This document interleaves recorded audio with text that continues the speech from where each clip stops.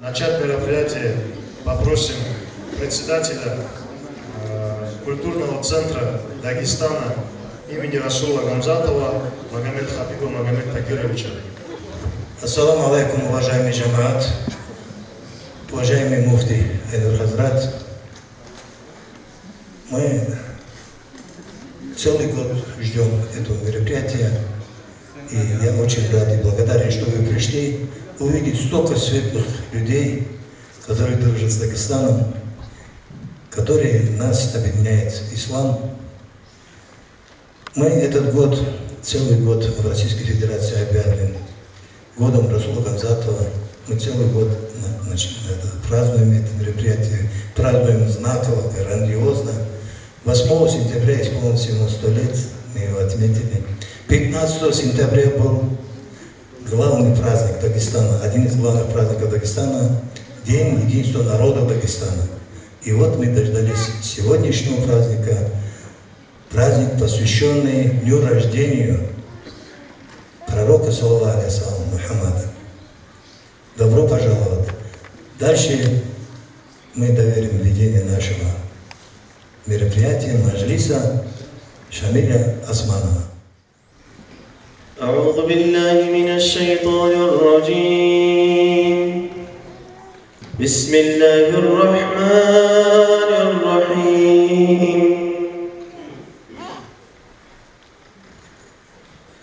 إنا فتحنا لك فتحا مبينا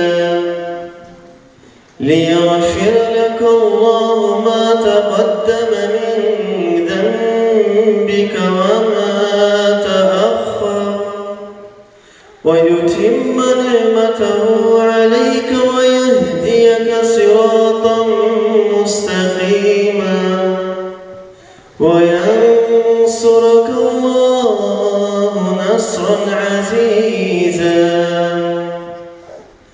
لقد جاءكم رسول من أنفسكم عزيز عليه ما عنتم حريص عليكم بالمؤمنين رؤوف رحيم فإن تولوا فقل حسبي الله لا إله إلا هو عليه توكلت وهو رب العرش العظيم صدق الله العلي العظيم وبلغ رسوله النبي الحبيب الكريم ونحن على ذلك من الشاهدين بسم الله الرحمن الرحيم إن الله وملائكته يصلون على النبي يا أيها الذين آمنوا صلوا عليه وسلموا تسليما والحمد لله رب العالمين اللهم صل وسلم وبارك عليه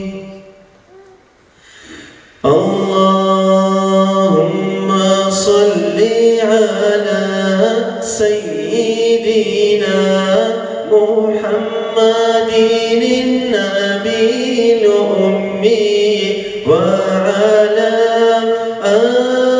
آله وصحبه وسلم اللهم صل على سيدنا محمد النبي الأمي وعلى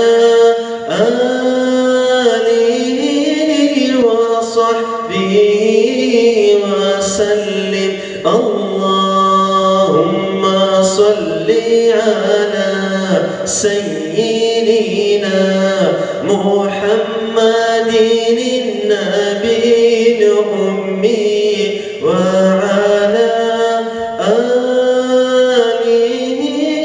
وصحبه وسلم.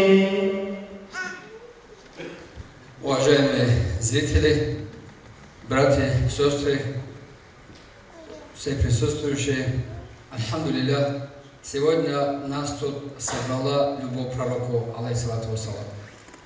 Знаете, вот, любовь к пророку, он очень заразителен, он переходит друг к другу, потому что, зная пророка, алейхиссалату вассалам, его не любить невозможно, а не зная его любить тоже невозможно.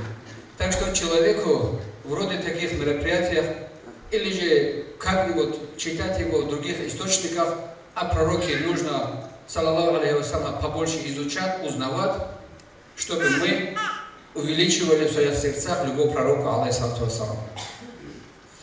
Знаете, любая религия объясняет человеку, вот ответить ему помогает на 3 очень важные вопроса. Пока человек не ответит на эти 3 очень важные вопросы, некоторые ученые говорят, этот человек полноценно даже жить не начинает. Первый вопрос, кем он сам является. Пока человек не познает себя, конечно, он не познает того, кто рядом с ним находится, тем более. Так что человек должен сперва изучить, кем он сам является. Для того, чтобы он был способен оценить других людей, кто вокруг него, чтобы он сам понял и осознал, кем он сам является, и кем его сам великий Творец, Субхану ва Тааля, Аллах, сделал на этом свете. Описывая нас с вами, не отличая женщин от мужчин, Всевышний Аллах говорит, Субхану ва Тааля, бисмиллахи рахмани рахим, «Инни джа'илун фил арзи халифа», я делаю человека на этой земле своим наместником. Я делаю человека на этой земле своим наместником. Вопрос только в том, на сколько процент мы остаемся ими. Обратите внимание, когда Аллах говорит, Субхану ва Тааля, я сделал тебя на этом свете своим наместником, это означает, что все сущее вокруг тебя я покорил тебе. Животные, небеса, земля, мы пашем ее, сеем, строим из нее и строим на нее. Все блага на этом свете, они для того и созданы, чтобы человек пользовался ею и помогал другому. К большому сожалению, порой становятся эти блага земные, иногда даже, чтобы человек устраивает войны по его причине, думая, что не на всех хватит. В то время, когда тот, кто создал, говорит, я каждому уже определил то все, чем он будет пользоваться. А человек, видя, имея у себя описание слабости, не видит все объективно и полноценно, он думает, что кто-то другой может лишить его того удела, который ему Аллах сам определил. А знает ли человек своего Господа, если он усомнился в том, что Аллах ему определил, что кто-то другой может его удел забрать? Обратите внимание, мы находимся в этом зале, и каждый дышит той пропорцией кислорода, которую Аллах ему предопределил. Ведь никто же не говорит, что мне воздуха не хватает. Альхамдулилля.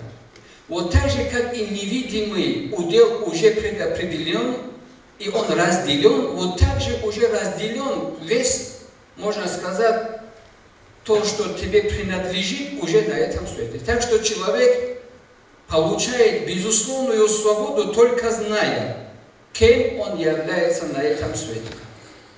Это создание Божие. И обратите внимание, какая-то культура, какая-то, можно сказать, или, можно сказать, религиозный взгляд нам с вами хотят объяснить под этой призмой, что мы даем женщине свободу. А в то время, когда Аллах говорит, субхану ва та'аля, что я ее сделал вместе с мужчиной наместником на этом свете. А какая может быть сверх этого еще больший статус для женщины? Больше тем, что Аллах определяет и говорит, она моя наместница на этом свете, так же, как и мужчина. А кто может еще усомниться, что религия как-то, ущемляет права женщин? Вот когда человек уже узнает, кто он сам является, он начинает соблюдать права всех тех, кто вокруг него, относительно родителя, матери, отца, соседа, брата, старшего, младшего, мусульманина, не мусульманина, не мусульманина даже,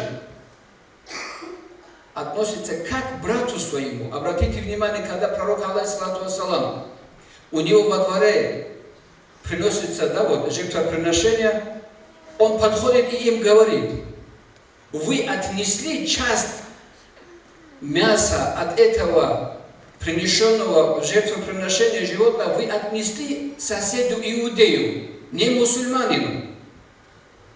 И он спрашивает, повторяясь несколько раз так, что те сподвижники, которые закалывали животные, говорят, мы даже подумали, что вот-вот пророк, алейхиссалату вассалам, сделает обязанностью мусульманина обращать внимание и давать милостыню, или же часть того, что он закалывает соседу, несмотря на то, что он мусульманин или не мусульманин. До того пророк, алейхиссалату вассалам, уделял вниманию соседу, будь тот мусульманин или не мусульманин, несмотря на конфессиональное отличие или же на национальное отличие. Знаете, это все отличие, национальное, конфессиональное, это именно для того, чтобы испытать нас с вами. А как вы будете относиться в этом обстоятельстве или же в той обстоятельстве? Можете ли вы относиться к своему ребенку так же, как и относитесь к другому ребенку, зная, что это создание Всевышнего Аллаха Субхану ва Тааля? Вот это все безусловная свобода и безусловная любовь, неограниченная любовь человеку дает только знание того, что он знает, что он является рабом Божьим. Где пророк, алейхиссалату вассалам, когда пишет письмо, он вначале пишет от раба Божьего, а потом пишет свой статус пророка и говорит от пророка Аллаха, субхану ва тааля, от посланника Божьего. Потому что любой человек, который потеряет, он в себе потеряет статус раба Божьего, он все, то, что имеет, теряет. Вот поэтому раб Божий – это очень высокий статус, который никто у тебя не заберет. Даже если мы все материальное или социальное положение, которое мы имеем, потеряем, ты не потеряешь самый драгоценный сифат или атрибут, который ты имеешь, это раб Божий. Во-вторых, человек должен обязательно изучить и осознать, где он находится. В первую очередь, кто он, во-вторых, где он. И каждый думает, что я в этой жизни это теряю, того теряю, и порой человек падает в какую-то депрессию, и он нервничает, он всем недоволен. Брат, сестра, уважаемые, все то, что мы теряем, Всевышний Аллах нам вернет обратно. Еще больше вернет. Обратите внимание, где Всевышний Аллах Субхану ва Тааля говорит, ученые передает и объясняет нам с вами. Если человек думает, что вот-вот он молодость потеряет, и он, как наше общество, все возможное делает, чтобы он дольше остался молодым, Аллах говорит, Субхану ва Тааля, я всех людей, когда буду вести их в рай, их буду вести туда в возрасте каком? 33 года. Вот, молодость возвращается нам с вами. Так что не так уж надо переживать за этот сифат, который Аллах восстанавливает нам. Он же сказал, что я щедрый. Как может человек усомниться в Господа миров, который сказал, я щедрый, я то, что вы теряете, возвращаю вам. Да, порой человек родителя теряет, но Аллах говорит, субхану ва тааля, я в судный день во всех соберу. Ребенка теряем, сыновей, родителей теряем, родных теряем, любимых теряем, но Аллах говорит, я во всех сведу там. Будьте спокойны, у вас Господь, который вас обеспечивает, все я вам даю. Но слабость нашего с вами упования на Господа миров по причине того, что мы его очень слабо знаем. Вот незнание Господа миров, субхану ва тааля, приводит к тому, что мы уповать не можем, потому что мы его не знаем. Не зная, не любить, не уповать невозможно. А наша с вами любовь к пророку и к Аллаху, и упование к ним, это пропорционально настолько, насколько мы его знаем. Знаете, и, конечно, человеку необходимо знать, что наша с вами жизнь ограничена. Ограничена. И это не приговор. Когда человеку говорят, тебе уже пора уйти из этой жизни, он переживает. А давайте ему скажем, да вот, намного приятнее, как это звучит. Тебе уже пора пойти навстречу Господу миров и пророку, алейхиссалату вассалам. Неужели то, что мы теряем, лучше и дороже, чем то, что мы приобретаем? Все те, кто здесь находится, и так придут за нами туда. Но мы с вами, уходя из этой жизни, получаем возможность встречи с пророком, алейхиссалату вассалам, и самим Господом миров. Уверяю вас, вот матеря, наверное, тут сидят, многие имеют детей. А когда ваш ребенок в песочнице играет, и он заходит уже к вам домой, вы что говорите ребенку? Стряхните одежду, уберите песок с кармана, потому что он бывает в карманах, когда дети играют. Вы его чистите и заводите домой, ведь так же? И нас с вами тоже так же будут чистить и скажут, туда, навстречу Господу миров, не уходят с песком этого мира. Помоют, в кафан вставляют и подготавливают. И это не приговор. Потому что человек, который готов к этому, этот человек встречает свой конец временной жизни, но это начало вечной жизни, счастливой жизни. Да поможет нам с вами Всевышний Аллах Субхану ва Тааля подготовиться к этому. Так как пророк, алейхиссалату вассалам, говорит в своих изречениях, умный человек тот, кто принизил себя, не возгордился никем другим, ни над слабым, ни над бедным, ни на инвалиде, ни на ком бы не было, он не возгордился. Вот говорит, умный человек и тот, кто приготовился к жизни вечной.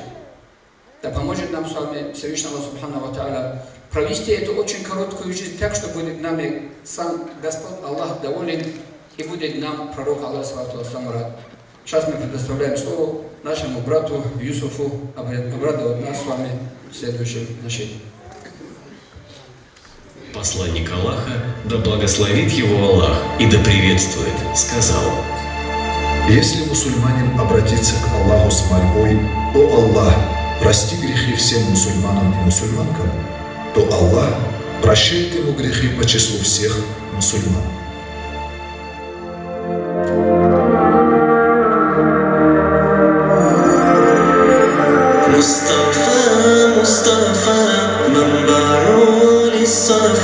سيد الأنبياء مشعل في الوفاء كان في عطفه لليتامى دفاع مصطفى منبع للصفا سيد الأنبياء مشعل في الوفاء كان في عطفه لليتامى دفاع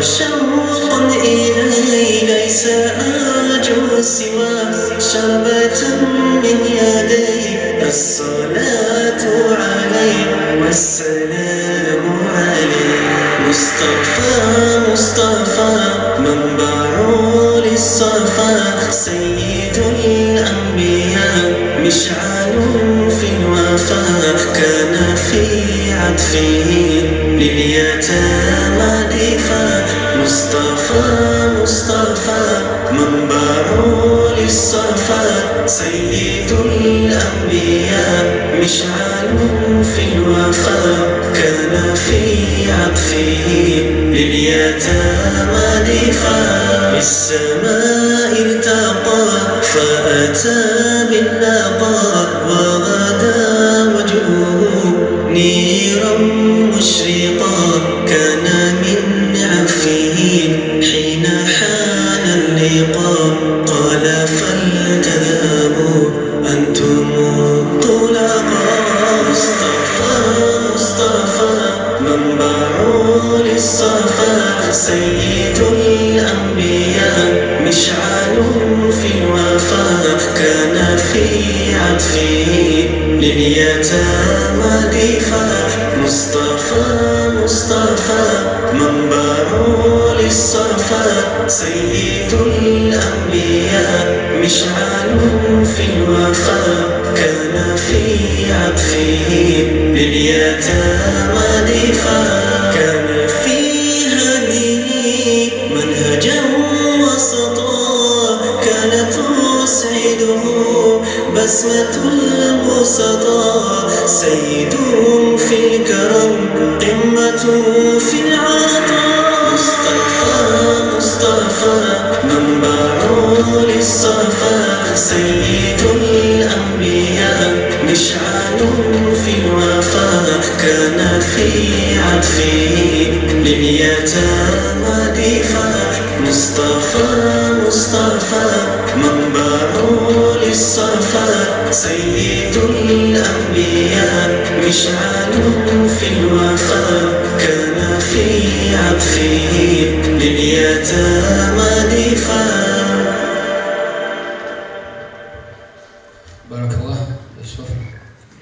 Знаете, однажды Али Асхабу жена Фатима, дочка пророка, алейхиссалату вассалам, говорит, Али говорит, уже третьи сутки наши дети ничего не употребили. Не покушали, ничего не было. И он говорит, глаза смотрят голодным детям, конечно, ему было неприятно. И рано утром он выходит к мечети пророка, алейхиссалату вассалам. Он, прислоняясь к стене мечети пророка, алейхиссалату вассалам, ждет, пока все выйдут на улицу, где-нибудь как-нибудь подработать. И выходит один иудей и говорит, знаешь, говорит, что тебя привело к мечети так рано утром? Конечно, это после утреннего намаза, но люди еще на работу не вышли. Он говорит, отсутствие дома, провизии привело. Он говорит, да, я тебе работу дам. И они договариваются, каждое ведро, которое он с колодца вытаскивает, идет на ведро, имеется в виду на финиковые деревья, он дает ему один финик. И вот так они работают, договорились. И когда примерно вот горсток набирается финиковой, он говорит, рассчитай меня, мне хватает. Иудей говорит, как хватает? Ты же всего лишь горсток сейчас фиников унесешь. А на завтра, Али Асхаб разговаривал, на что отвечает, говорит, слушай, говорит, если я буду на запас завтра работать, мой брат, другой мусульманин, работу не достанет. Я ему, уступая работу, заберу то, что мне на сегодня хватит, я уйду. Вот так они уважали друг друга. Еще тот другой не подошел, он его в лицо даже не увидел. И не родственник, и не знакомый. Он знает, что если я, проявляя жадность, там поработаю на завтра, на запас, другой мусульманин работу не достанет. Обратите, какая красивая, поведение этих сподвижников. Кажется, как будто каждый из них пророка копирует. Нам с вами тоже следует вот таковыми быть. А теперь наше с вами сегодняшнее мероприятие почтил своим присутствием наш брат муфти Башкортостана Айнур Хазрат. Вам слово, Айнур Хазрат, пожалуйста. Ассаляму алейкум ва рахматуллахи ва баракату. Благодарю за приглашение. Ильяс Хазрат, большое спасибо. Магомед Тагирович, баракаллаху фикум. Как я понимаю, вы уже много лет организовываете. Также у нас Магомед Тагирович, член Совета Аксакалов при Духовном управлении мусульман, альхамдулилля, чей опыт и влияние и вот в рамках нашей многонациональной страны неоценим.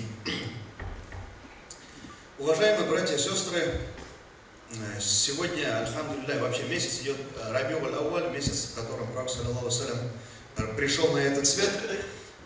И вечер памяти у нас проходит во всех мечетях по всему миру.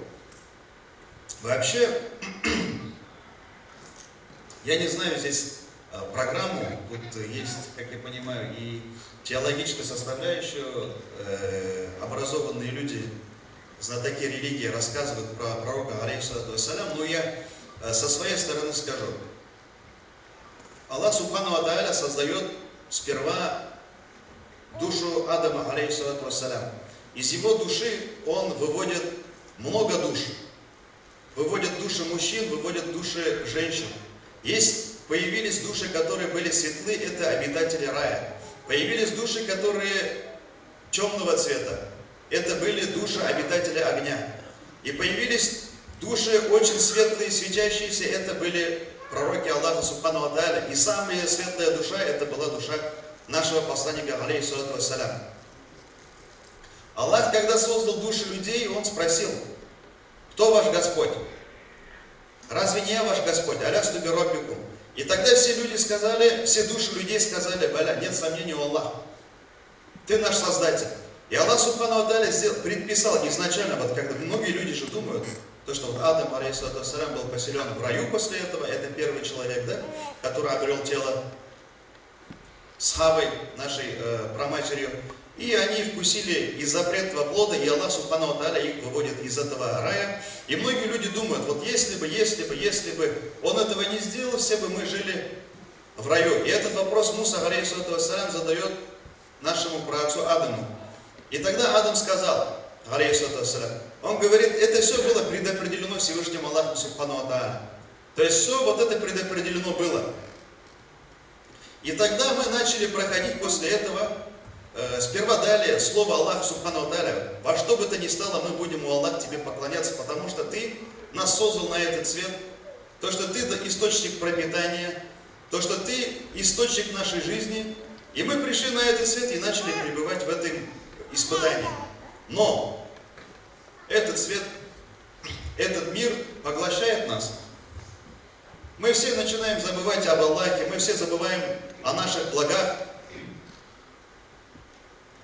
Вот сколько, когда человек вот теряет только зрение, да, он начинает задумываться. Вот только вот ковид случился, многие начали думать, там много примеров, оказывается, под ИВЛ лежать дорого. Оказывается, гемодиализ сделать, это очень дорого и затратно, это очень сложно, когда человеческий организм потребляет столько, вот чистит вот почки, печень, чистит столько крови, то что аппарат не может вычистить. И тогда только люди начинают думать: Аллах, субхану ва тааля, Аллах, спасибо тебе за то, что ты даешь нам это все. И Аллах создает вот эту душу пророка Мухаммада, алейхиссалату вассалям. Пророка, который приходит последним пророком, господином всех пророков, печатью всех пророков. Это была та душа, которую больше всех Аллах субхану ва тааля полюбил. Это был тот человек, который, в принципе, Аллах субхану ва тааля ему предписал рай еще при жизни, но он все равно и ночами, и днем молился.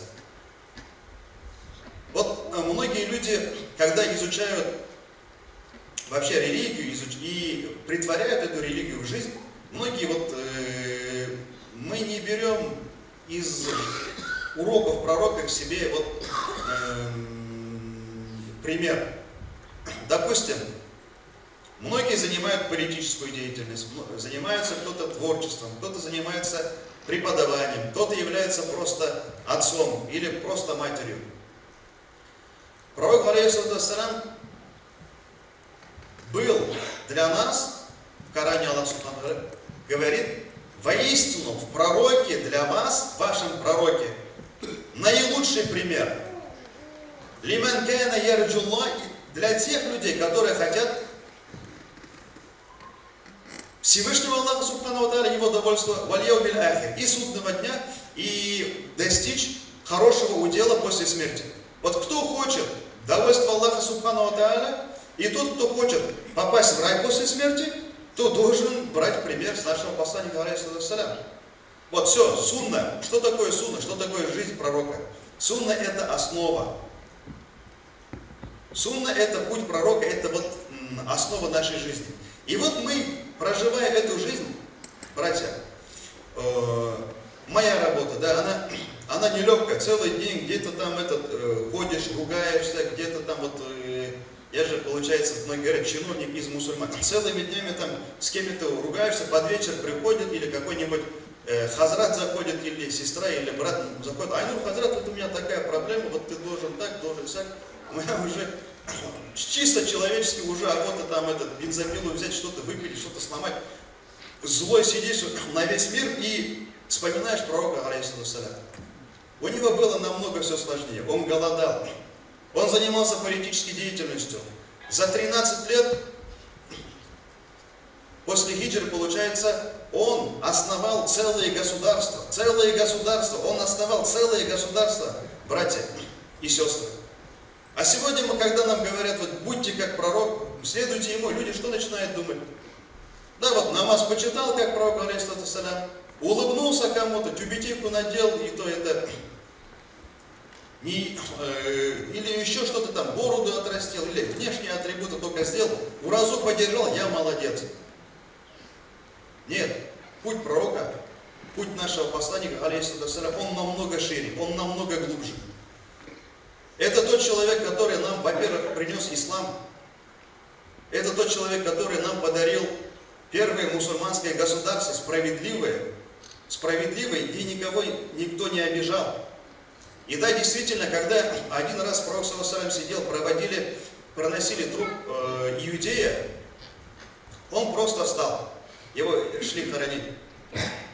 И тогда люди спросили его: о, пророк, это же, говорит, не мусульманин, почему ты встал? И тогда посланник саллаллаху отвечает: а разве он не человек? То есть пророк саллаллаху был и к друзьям своим, и к единоверцам уважительным, и к другим верованиям уважительным, и другим, вообще даже врагам своим он относился уважительно. И если, друзья мои, если мы следуем, любим нашего пророка, саллаллаху алейхи, то мы должны следовать его примеру. Аллах Субхану ва Тааля говорит: и то, с чем пришел пророк ваш, берите. То, с чем пришел пророк, алейхиссалям, берите. Если он был улыбчивым, если он был прощающим, если он был щедрым, то нам надо быть таким. Если у вас зачесались кулаки, хотите кого-то наказать, посмотрите на пророка, алейхиссалям. Разве он это делал? Никогда. Никогда. Он всегда пытался быть милосердным. Всегда ночами ходил, посещал обездоленных, малоимущих. Помогал всегда детям. Я иногда тоже охота какой-нибудь непослушный ребенок, мне охота, я думаю, наказать, как меня наказывал отец. И потом думаю, посланник, алейхиссалям, когда опоздавшего Али, по-моему, Ибн Абу Талиба, своего племянника, отправил куда-то, и он заигрался с детьми, он пришел, говорит, я вспоминаю, как, говорит, заигрался с детьми и забыл поручение посланника. И тогда я замечаю то, что рука посланника была у меня на ухе. И он просто, говорит, меня одернул, я поворачиваюсь, смотрю ему на лицо, он, говорит, улыбался, светился. Я тогда вспоминаю то, что он мне поручил какое-то дело сделать. Вот это есть путь пророка, алейхиссалям. Аллах Субхану ва Тааля что нам говорит? Через пророка опять же. Куль ин кунтум тухиббун Аллах, скажи, о Мухаммад, если люди любят Аллаха, фаттабиуни, пусть они следуют за тобой.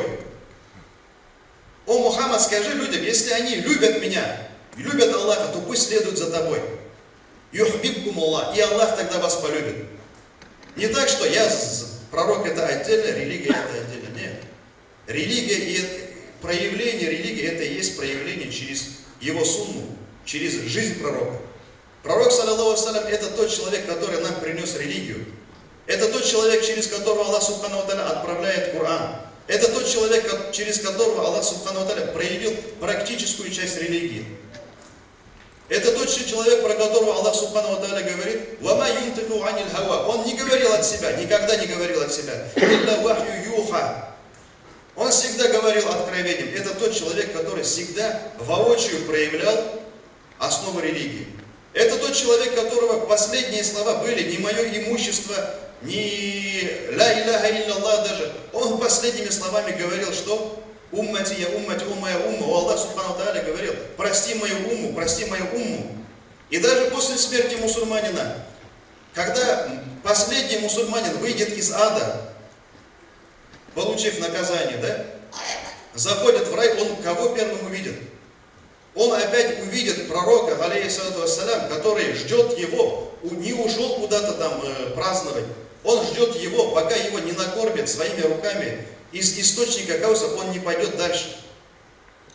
Это тот человек, который даже после смерти, это возможность только у пророка, алейхиссалату вассалям, и пророков, делает дуа за каждого мусульманина, чтобы Аллах субхану ва тааля его простил каждый четверг.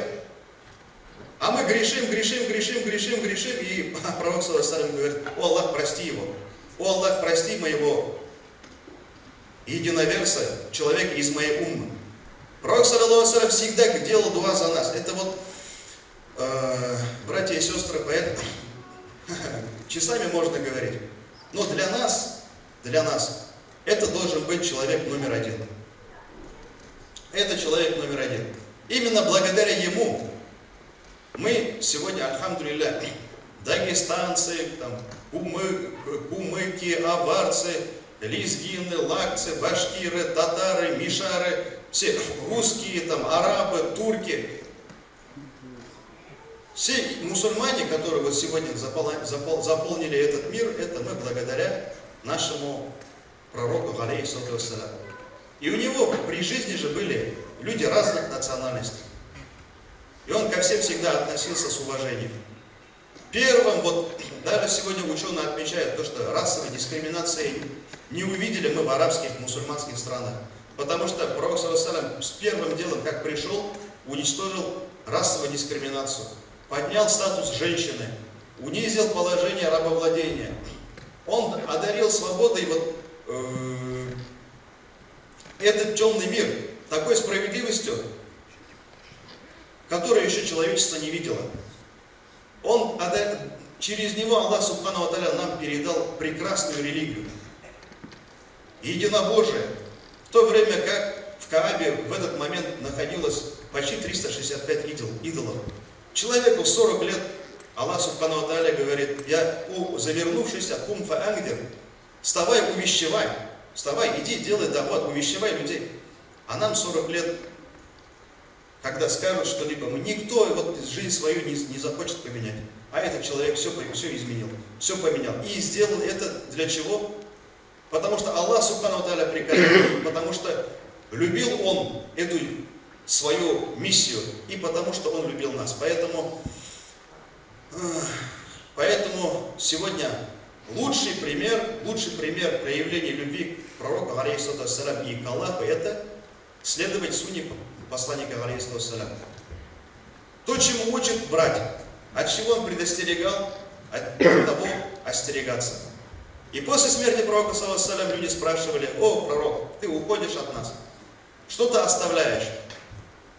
И тогда посланник, алейхиссалату вассалям, сказал: таракту фикума амрей, я оставляю у вас две вещи. Лан тадуллу ма тамассактум бихима. Если вы эти вещи будете держать, за эти вещи будете держаться, то никогда не соберетесь.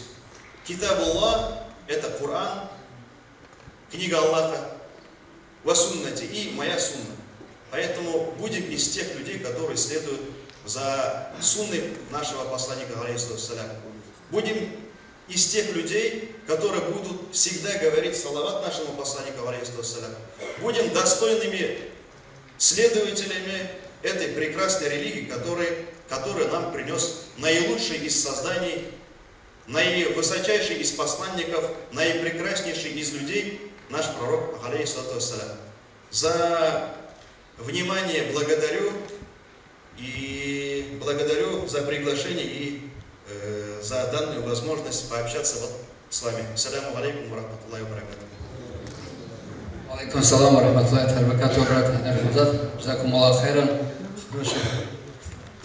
Знаете, вот, как и брат сказал, Нархамзат, ислам, религия, то, с чем пришел пророк, алейхиссалату вассалам, он нам с вами показывает, как нам было и сказано, Аллах спустил Адама и Хавву как основу человечества на этот свет, а пророки пришли нам с вами показать дорогу обратно в рай. Кто за ними последует, конечно, они и придут в рай. Знаете, еще хочу ремарку провести, как было сказано, отметить сегодняшний день или любые из будних дней, как радость приходу пророка, алейхиссалату вассалам. Некоторые выражают недовольство, некоторые говорят, можно, нельзя, надо, не надо. А давайте посмотрим, вот в нашей форме собрались, садака сделали, друг другу порадовались. Вот в этой форме первый, кто провел мавлид, все многие говорят, кто этот вопрос обсуждает, это говорит Аль-Малик Аль-Музаффар. Один из царей, можно сказать, или же можно сказать, наместников халифата ислама Аль-Малик Аль-Музаффар, который родился в 549 году, ушел из этой жизни в 630 году. Он вот так его, не так он его отмечал, он и тысячи людей собирал. Это человек, который первую воду провел на гору Арафа. Это человек, который всех, кто уходил, выходили на совершенный хадж, он на дорогах людей оставлял, чтобы им на дорогу расход раздавать. Это человек, который освободил 60 тысяч французских пленных солдатов со своего плена. Ведь сперва, до того, как освободить, надо же их в плен взять. Он освободил 60 тысяч пленных солдат. Знаете, кто этот человек был? Как вы думаете? Салахуддин Аюбу, сестре Абидату, мужем был. Он современник Салахуддина Аюба, рахматуллахи алейхи. Как вы думаете, если бы он делал то, что нельзя делать, который человек, Салахуддин Аюб, который взял Палестину, дал бы ему это делать? Конечно. Однажды пророку подходит, алейхиссалату вассалам, его дядя Ибн Аббас и говорит: «Я Мухаммад, уриду ан амтадихак». «Я Мухаммад, я люблю, я хочу тебя восхвалять, можно или нет?»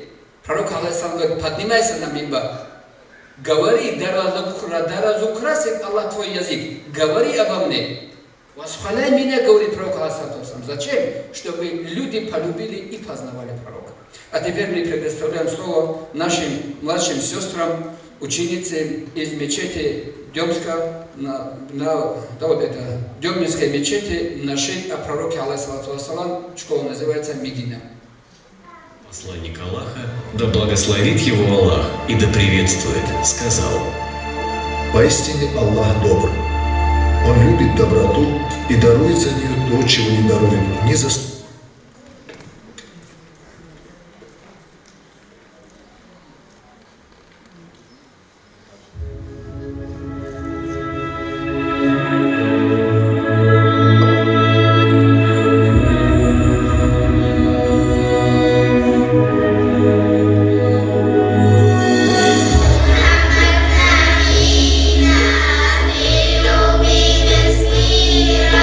Ты пророк великий.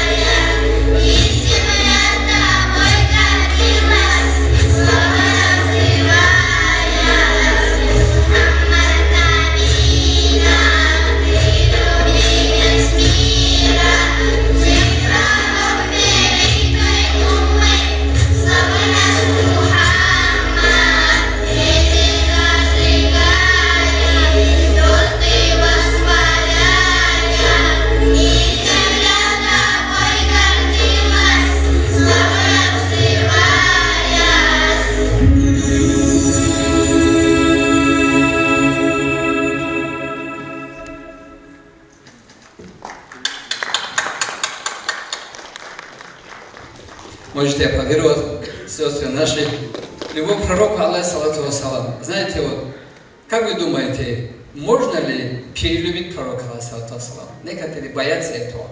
Слишком любит пророка, такое не бывает. А почему человек не боится перелюбить этот дуня? Перелюбить золото, денег? Потому что он какой-то пользу, ресурс, да вот, статус показывает человеку. Любовь к пророку, алейхиссалату вассалам, показывает статус человека на небесах. А любовь к деньгам и золоту статус человеку придает на этой земле. Любовь к пророку, алейхиссалату вассалам, проявляя, кто живет, его называют великим на небесах. Любовь к деньгам привлекая, да вот, увеличивая, кто живет, его могут назвать великим себе подобным всего лишь люди. А выбор у нас с вами. А теперь мы предоставляем слово нашему гостю, который приехал к нам из Дагестана, Мухаммад Расул Гимбатов, являющийся руководителем отдела просвещения по городу Махачкала. Также он по разным регионам работал, имеет очень огромный, можно сказать, опыт работы с молодежью. Вам слово, брат Мухаммад Расул. أعوذ بالله من الشيطان الرجيم بسم الله الرحمن الرحيم الحمد لله رب العالمين حمدا يوافي ما يكافئ مزيدا والصلاة والسلام على محمد وعلى آله وصحبه أجمعين أما بعد السلام عليكم ورحمة الله تعالى وبركاته. Дорогие братья, дорогие сестры, ислам, как мы все знаем, это рациональная религия. Во всем Коране имам Сануси рахмаллаху тааля говорит, есть более 700 аятов, стихов Корана, где Всевышний нас побуждает, чтобы мы размышляли. Я даже одну интересную историю расскажу. Это видеоролик есть такой долгий, 16 минут. Австралиец рассказывает, как он пришел в ислам. Я просто вкратце перескажу и в конце самую суть истории. Он рассказывает, я изучал все, что можно изучить. Все те, кто претендовали, что они поклоняются кому-то, чему-то. И в итоге все, кроме ислама. Потом друг, который знал как про мои поиски, меня спросил, а ты ислам изучал? Он говорит, да нет, зачем, это же террористы, зачем они их изучать? То есть вот этот образ, который сегодня средства массовой информации, образ, который нарисовали, и у людей какие-то стереотипы уже сложились. Он говорит, зачем? Но, говорит, после этого я заинтересовался, я начал уже, пошел в мечеть, пообщался с носителями религии, вопросы позадавал. Меня что зацепило, говорит, они от себя не отвечали, они говорили в Коране, вот так сказано, пророк Мухаммад, алейхиссалату вассалям, вот так говорил. И я взял у них Коран, и однажды долго размышляя, однажды поздно ночью, я поставил на стол, в общем, Коран, выключил свет в полной темноте, я уже обращаясь к Господу, говорит, я сказал, вот он, Господь, я перед тобой сейчас, и у тебя есть сейчас возможность, чтобы я в тебя уверовал. Ну, он вот так, еще уже в поисках. И в таком ключе он начал разговор вести со Всевышним. И он говорит, о Господь, покажи мне хоть один знак. Пусть сейчас в стекло птичка врежется там. Там, я не знаю, во дворе машина заведется. Полдома обрушится. Ну, какой-нибудь знак покажи мне, Господь. Я, говорит, так сижу и жду. Ничего не произошло. Потом я, говорит, свет включил и сказал, говорит, ладно, забудь про половину обрушенный дом, ну вот что-нибудь, знак дай, говорит, хотя бы. Тишина. Таким глубоким, выдохнувшись, сел за стол, открывает Коран. Из всей книги первые слова, которые он именно открыл то место, были слова Всевышнего, где говорится, те, которые просят у нас свидетельства и доказательства, разве мы не показали вам достаточно? Посмотрите на небеса, земли, как это все устроено. Разве в этом нету знаки для людей разумеющих? То есть, он попал в тот аят, он говорит, в это время у меня дрожь по телу пошло, и я понял, что я, как эгоист, хотел каких-то особых знаков, когда как знаки были кругом и везде. Посмотрите, на самом деле, дорогие братья и сестры, мы бываем, например, увидели облаками, Аллах написано, видите, да, и так далее. А что тут такого удивительного? Мы должны удивляться, восхищаться могуществом Всевышнего Создателя, когда смотрим на этот хрупкий наш мир, который идеально в таких гигантских масштабах, так идеально, аккуратно все Аллаху Та'аля просчитал. Есть такая книга, сэр Мартин Рис написал 6 чисел, формирующие Вселенную.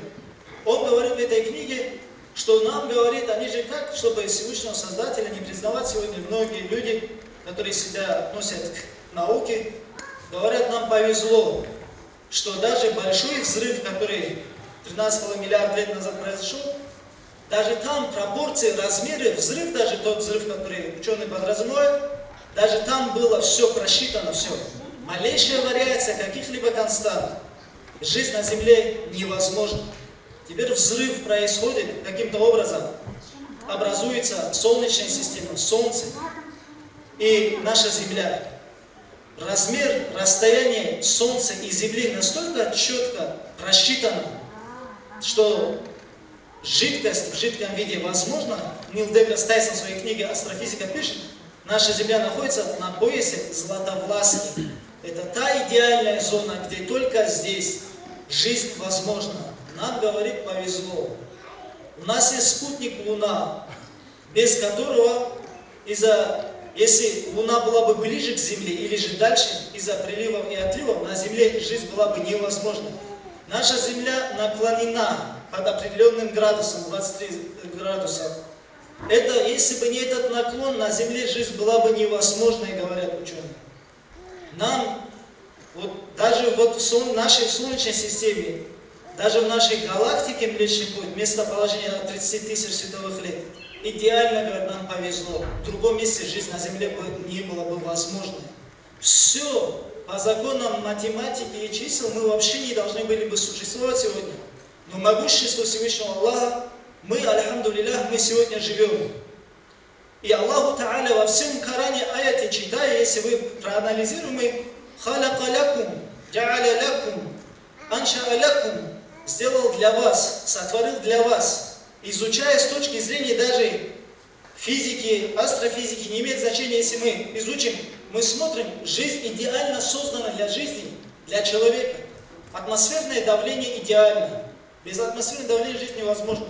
Пропорции кислорода настолько просчитаны, что даже на 1-2% кислорода, если в нашей атмосфере было бы больше, воспламенялись бы даже зеленые растения. Все идеально, просчитано. И после этого человек пытается отрицать определенные, очевидные вещи. Он хочет какие-то дополнительные ему знаки. И Всевышний побуждает нас. «Аузу биллахи минаш шайтанир раджим. Инна фи халқис самавати валь арди ва ихтилафил лейли ван нахари ля аяtin лил альбаб».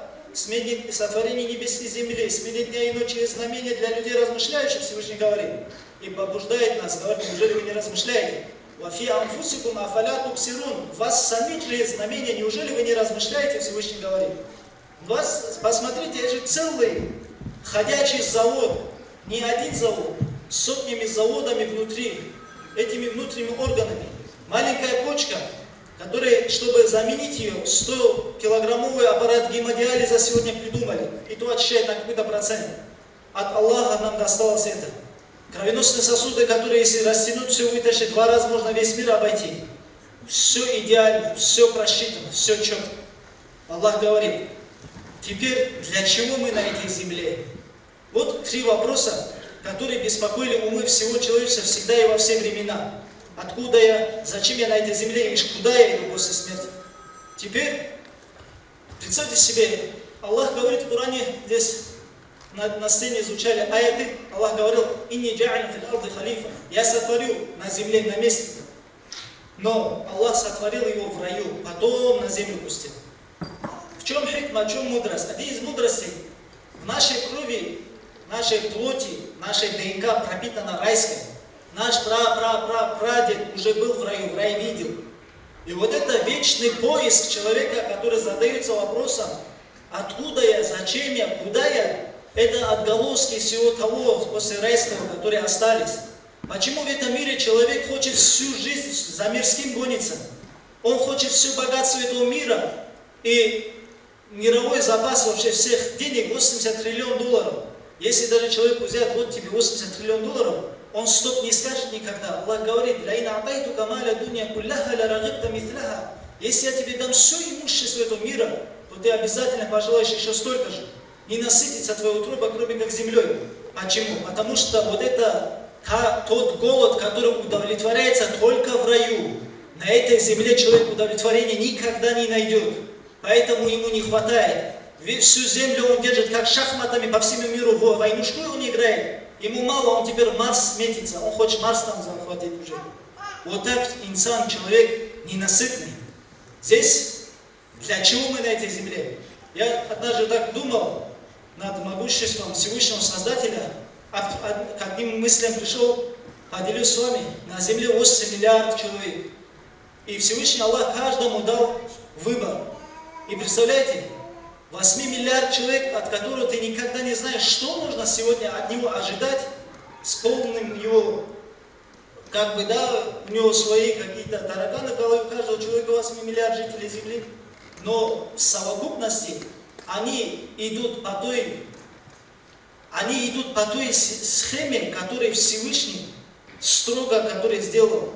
За рамки этого никто не выходит, хотя 8 миллиард, и каждый уникален, и по-своему рассуждая, человек идет по определенному этому лекалам уже двигается. Это удивительно. Поэтому на таких вещах мы должны размышлять. Теперь, для чего же мы на этой земле? Что, как? Для этого, дорогие братья и сестры, вот у меня есть телефон. Как этим телефоном пользоваться? Соответственно, мы узнаем из инструкции. Если мы будем использовать этот телефон согласно инструкции, гарантия того, что он долго прослужит, увеличивается шанс. Теперь у человека тоже есть инструкция. Мы знаем, Стив Джобс в свое время к нам сюда в Уфу не приезжал свои айфоны продавать. Это делали дилеры. И Всевышний Создатель инструкцию человека, который сотворил человека как создатель, кто знает, телефон уже инструкцию слесарь, сантехник же не пишет, пишет производитель. Всевышний отправлял своих пророков и посланников для того, чтобы вот эту инструкцию довести. От Адама, алейхиссалам, начиная, Авраам, Исхак, Иосиф, Юсуф, алейхиссалам, Муса, Моисей, Иса, Иисус, пророк Мухаммад, печать всех пророков. И пророк Мухаммад, алейхиссалату вассалям, сказал, все пророки, братья, и религия у них одна.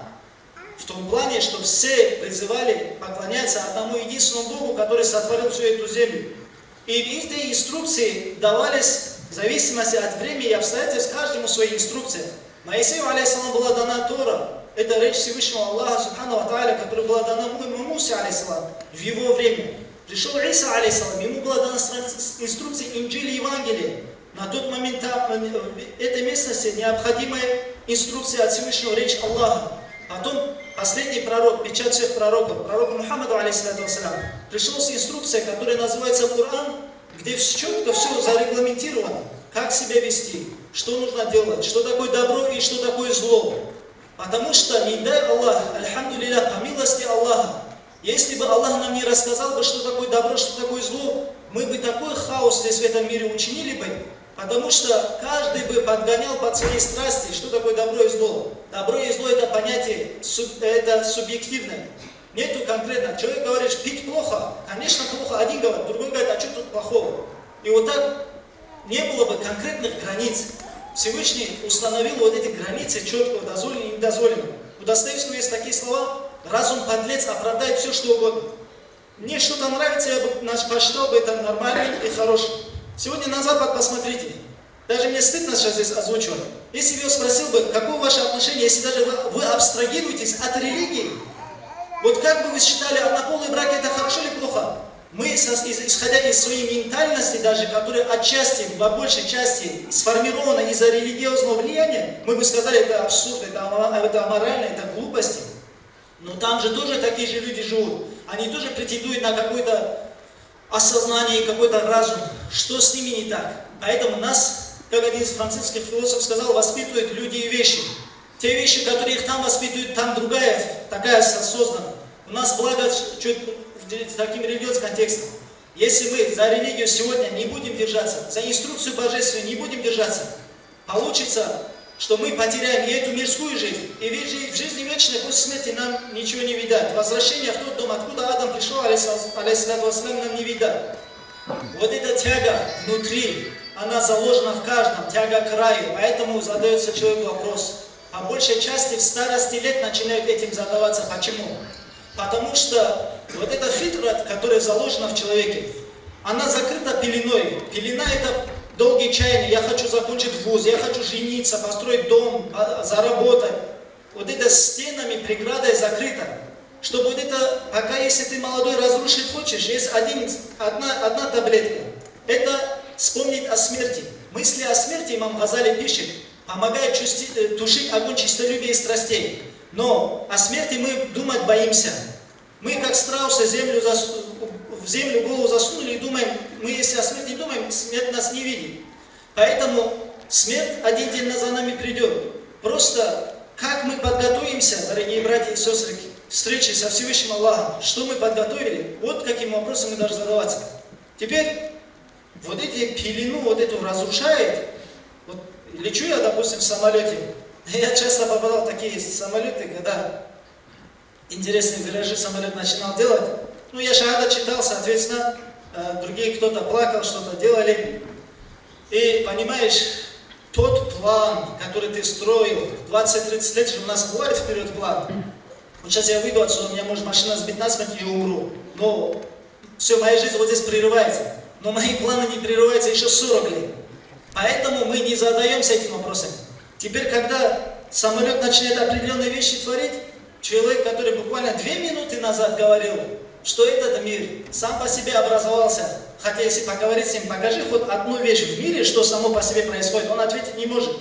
Пусть даже и против логики идет, пусть даже вот эта сказка была, лягушка царевна, в детстве мы смотрели, лягушка в человека превращается, просто сейчас в этой сказке обезьяна превращается в человека.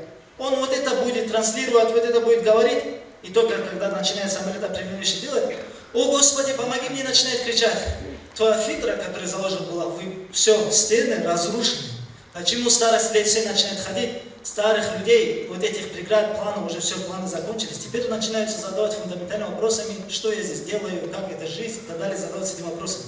Поэтому пока не поздно, дорогие братья и сестры, давайте будем прибегать к инструкции, божественной инструкции, где Всевышний сказал, что есть хорошо, что есть плохо. А не так слушать каждого, кто говорит, что хорошо, что плохо. У одного спросили, а что такое вообще зло? Он сказал, зло это когда соседние деревни нападают на нас, грабят и с трофеями возвращаются обратно. А что такое добро, спросили? Он сказал, добро это когда мы нападаем на соседнюю деревню и с трофеями возвращаемся обратно. То есть вот такая вещь получается у нас добром и злом. Если людей слушать, 8 миллиардов людей со своими тараканами, у каждого представление свое. Нет, есть четко, не убей, не прелюбодействуй. Есть закон божественный, который Всевышний установил для гармонии и порядка, который четко. И как говорил Близ Паскаль, в мире существует очень много света для того, кто хочет видеть, и достаточно тьмы для того, кто не хочет видеть. Поэтому это образ пророка, алейхиссалату вассалям, олицетворял полностью вот те нравы, которые мы должны воплощать в себе. Вот Зулайха любила Юсуфа, алейхиссалам, пророк Юсуф, алейхиссалам. Пророк Юсуфу была дана красота половины человечества.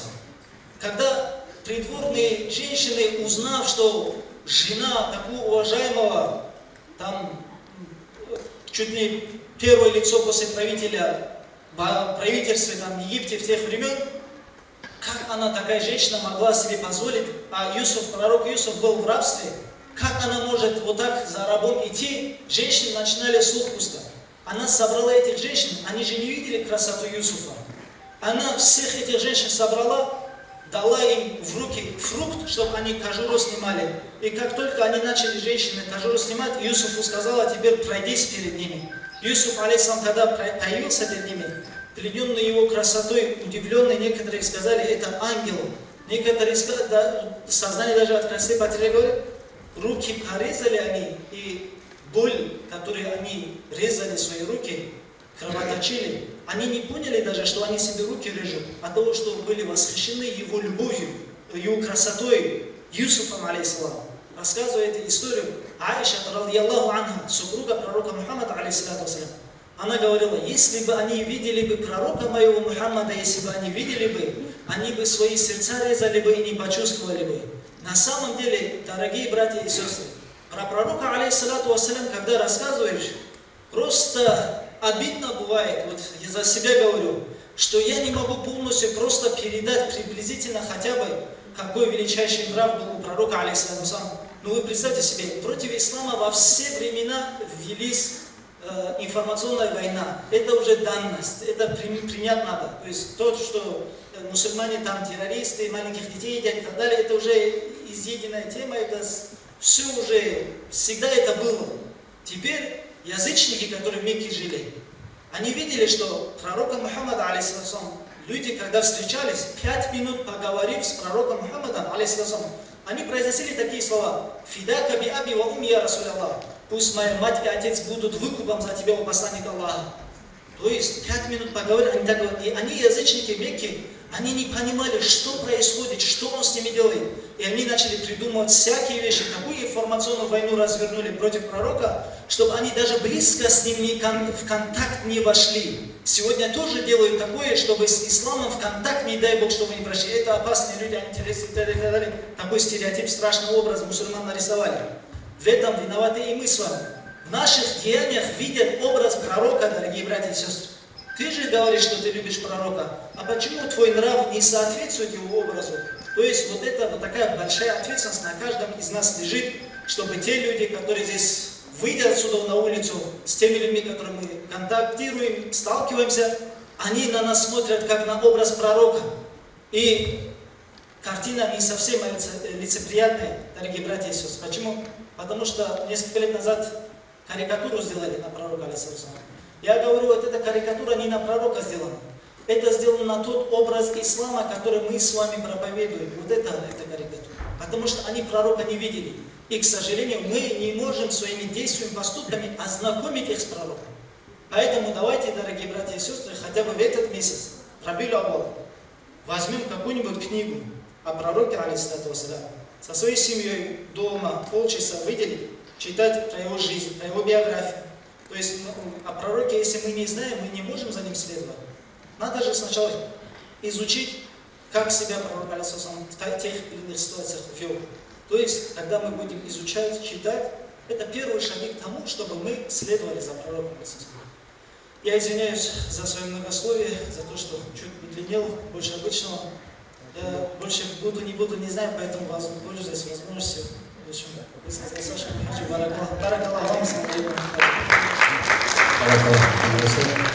Знаете, вот, когда про пророка рассказывают, конечно, алейхиссалату вассалам, не устаешь и, конечно, разговариваешь. Как говорится, в арабском есть такое определение: «Ман ахабба шай'ан аксара зикраху». Человек, который любит чего-либо, он о нем много говорит. Такое есть. А теперь, знаете, у нас есть гости, неожиданный гость, можно сказать, который приехал именно зная об этом мероприятии. Человек, который хочет исполнить наши перед нами, перед аудиторией. Они приехали, преодолели 500 километров. Как вы думаете, если мы... Сколько людей, которые знали об этом мероприятии здесь у нас в городе, но у них не получилось как-то. Ну, какая-то причина, что-то их задержало, маленькая проблема, или же другое, например, занятость. Но этот человек с Рамазаном, наш брат Салман и Рамазан приехали, преодолели 500 километров, чтобы вот здесь перед нами выступить. Не это ли признак любви? Брат Салман и Рамазан, вам слово, брат. Выступайте, пожалуйста. Посланник Аллаха, да благословит его Аллах и да приветствует, сказал: Кто трудится ради благополучия несчастных вдов и бедных, подобен тому, кто трудится ради Аллаха, или тому, кто постится весь день и стоит на молитве всю ночь.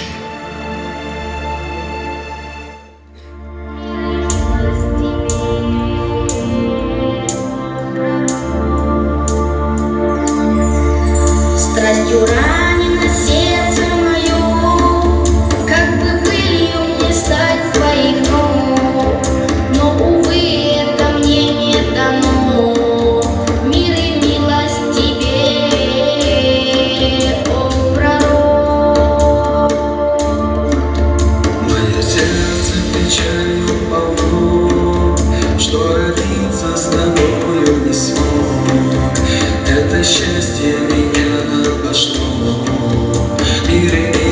тебе, о пророк.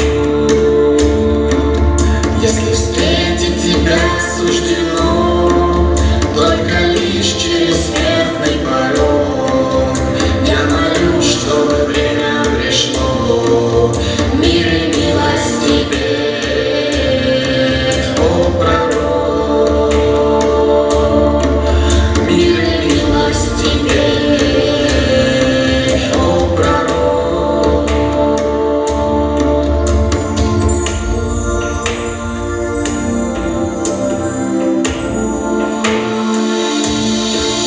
В жизни будет, как нам суждено, расцветает надежды росток. Там, где слышится имя Твое, мир и милость тебе, о пророк. Без тебя в этом мире темно, до судьбы предначертанный срок. Без тебя нам прожить тяжело, мир и милость тебе, о пророк. Станет выкупом наша душа, нам свидетель всевидящий Бог. О посланник, мы любим тебя, мир и милость тебе, о пророк. Мир и милость тебе, о пророк. Мир и милость тебе, о пророк.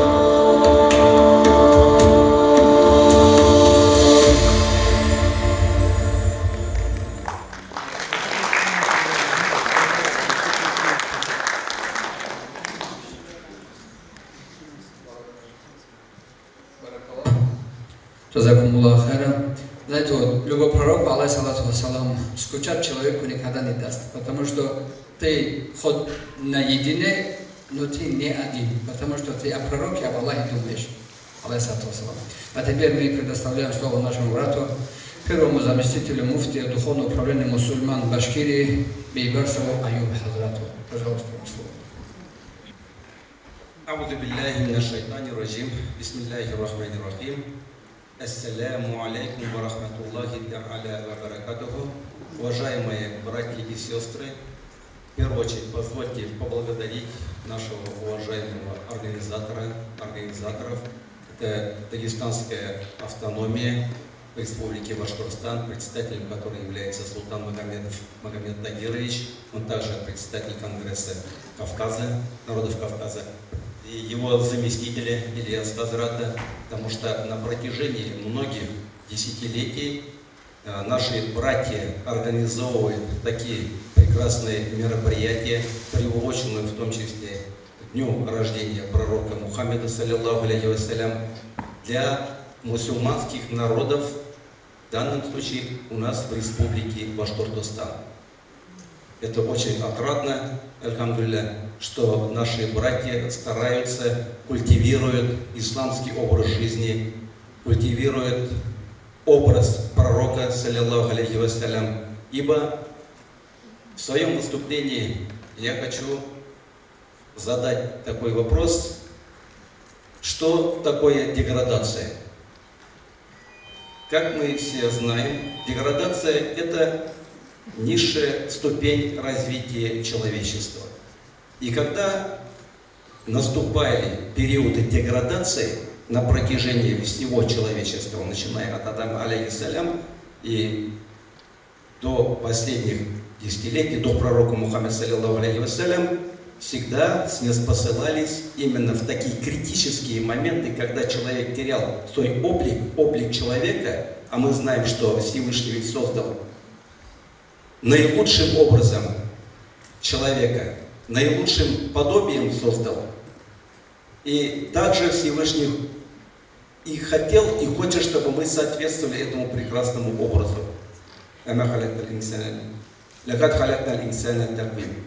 Наилучшим образом, чтобы мы соответствовали своему образу человеческому.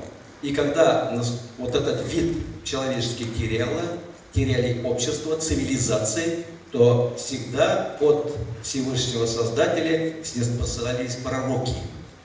И мы знаем, что их было 124 тысячи.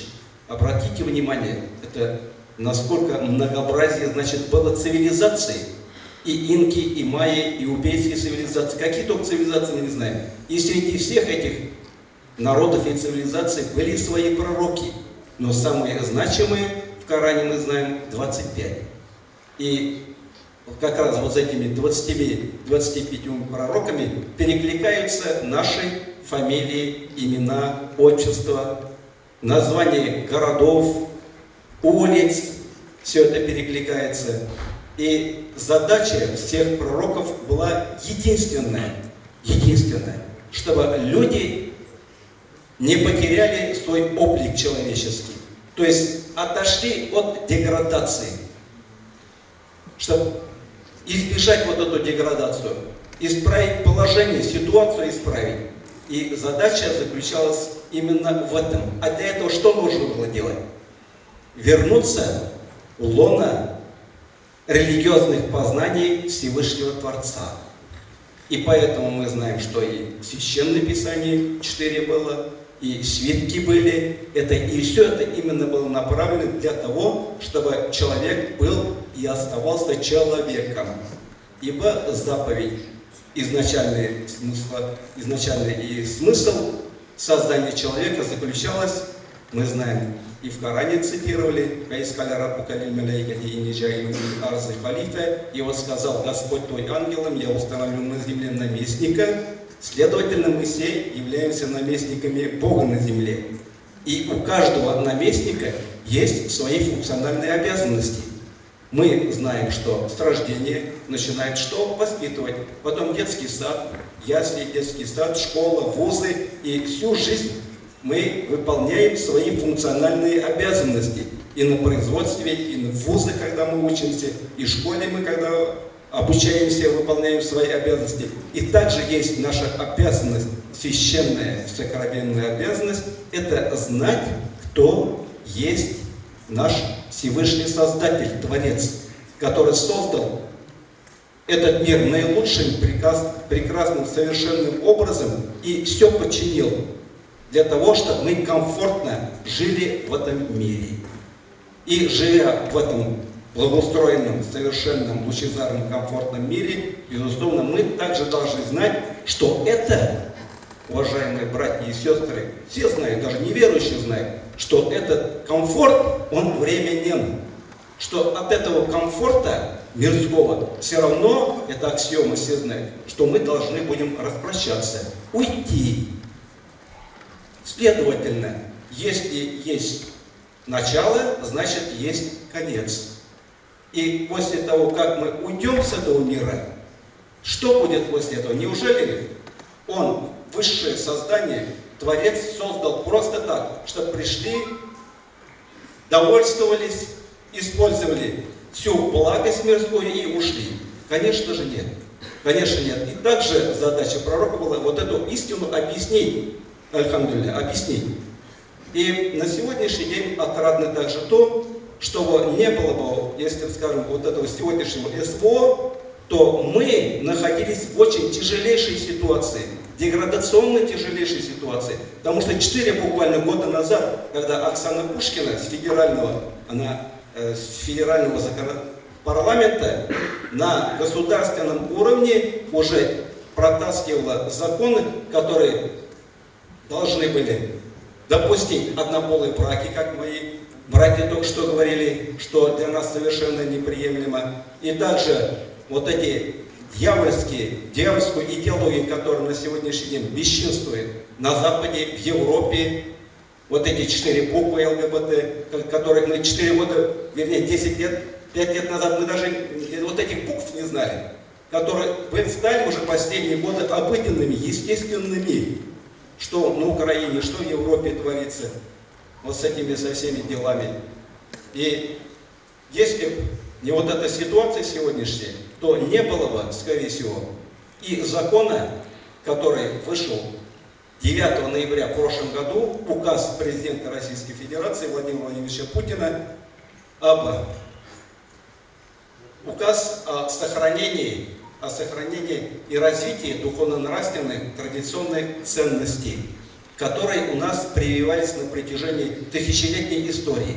И наши народы именно жили на основе божественных религиозных мировоззрений, воззрений жили. И вот это, альхамдулилля, вот сейчас уже и в школах, уже и 9 и 4, начиная с 4 класса, будут, иншаллах, вот эти духовно-нравственные уроки будут преподаваться. А основа духовно-нравственных уроков заключается в чем? Опять-таки, кто основатель у нас, у мусульманских народов? Это пророк Мухаммед, саллиллаху алейхи вассалям. Ибо он, как милость миров, к нам, Всевышний Аллах говорит, мы тебя не способили, как милость для всех миров. Но наши народы, скажем, в Башкортостане это 50%, да, будем, иншаллах, наши дети, наши детишки, студенты будут изучать основы нравственной культуры исламской религии. Основоположником, как уже было сказано, и как раз мы вот это праздничное мероприятие проводим именно посвященное к рождению дня пророка Мухаммеда, саллиллаху алейхи вассалям. Это есть благо. Не зря говорится, если бы все, что не случается, все по воле Всевышнего Создателя. Не было бы худа, да несчастье помогло. И в своем выступлении также хочу напомнить, что опять-таки, вот благодаря одному человеку, уважаемые братья и сестры, мы живем в этом мире. Что сейчас в нашей цивилизации, что 1000 лет назад, что несколько тысяч лет назад, что благодаря одному человеку.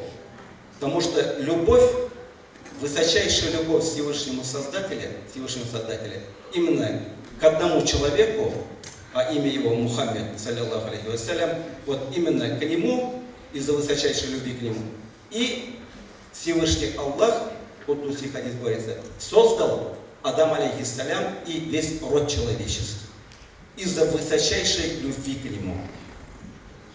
И, альхамдулилля, об этом знают практически во всем мире знают, мусульманские народы знают. Но мы знаем, что из 8 миллиардов у нас 2 миллиарда только мусульмане, которые это знают. Но все по воле Всевышнего. И не наступит, не исчерпает земля своего ресурса до тех пор, пока человечество не будет на том уровне, когда 90, может быть и более процентов уже, которые будут жить именно по исламской религии. Не будет судного дня до того момента, пока вот этот период не наступит. Иншаллах, мы как раз на старте, может быть, вот этого этапа. Потому что наши дети будут, иншаллах, уже с 1 класса обучаться. Для этого мы создали также вот в Башкортостане, впервые в России, Духовно-нравственный совет традиционных религий Республики Башкортостан, куда вошли представители мусульманского духовенства, также от владыки, митрополита, представители, учредители, от главного раввина и также от Союза мусульман Республики Башкортостан Розалия Ханум Розалия Идрисовна Халикова и Союз православных женщин Ахметова Наталья Владимировна. То есть и уже создали такой совет именно для чего? Для реализации вот этого указа, чтобы наши дети уже со школьной скамьи могли ознакомиться с нашим пророком, с нашей религией и с нашим менталитетом, который был сформирован именно на базе исламской религии на протяжении тысячелетней истории. В прошлом году мы праздновали 1100-летие. Это впервые в истории за 1000 лет. Знаете, вот наша аудитория, вы, конечно, имеете право задавать вопросы, отправлять письменно или устно, вы нас не прерываете, потому что мы именно для этого собрались. Но пока у меня для вас вопрос. Внимательно. У нас маленький такой подарок, кто ответит. Вы поднимаете вместе руку, именно связано с пророком, алейхиссалату вассалам, задаем вопрос. Пророк, алейхиссалату вассалам, как мы все знаем, был женат на дочери пророка, алейхиссалату, дочери Абу Бакра, разиаллаху, Аиша. Самая молодая жена Абу Бакра, пророка Мухаммада, была Аиша, дочка Абу Бакра, разиаллаху. Вопрос. Кто из них был старше? И какое имя Абу Бакра, настоящее имя? Как звали настоящее имя Абу Бакра? И кто старше? Мухаммад, алейхиссалату вассалам, или же Абу Бакр? Мы не принимаем ответ, кроме как поднимая руку. Наш брат поднимает руку. Был старше кто? Абу Бакр. И имя его?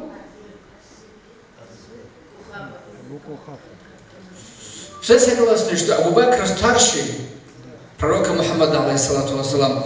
Ну, следовательно, что он является, отцом жены пророка, алейхиссалату вассалам, конечно, все догадаются, что он был старший.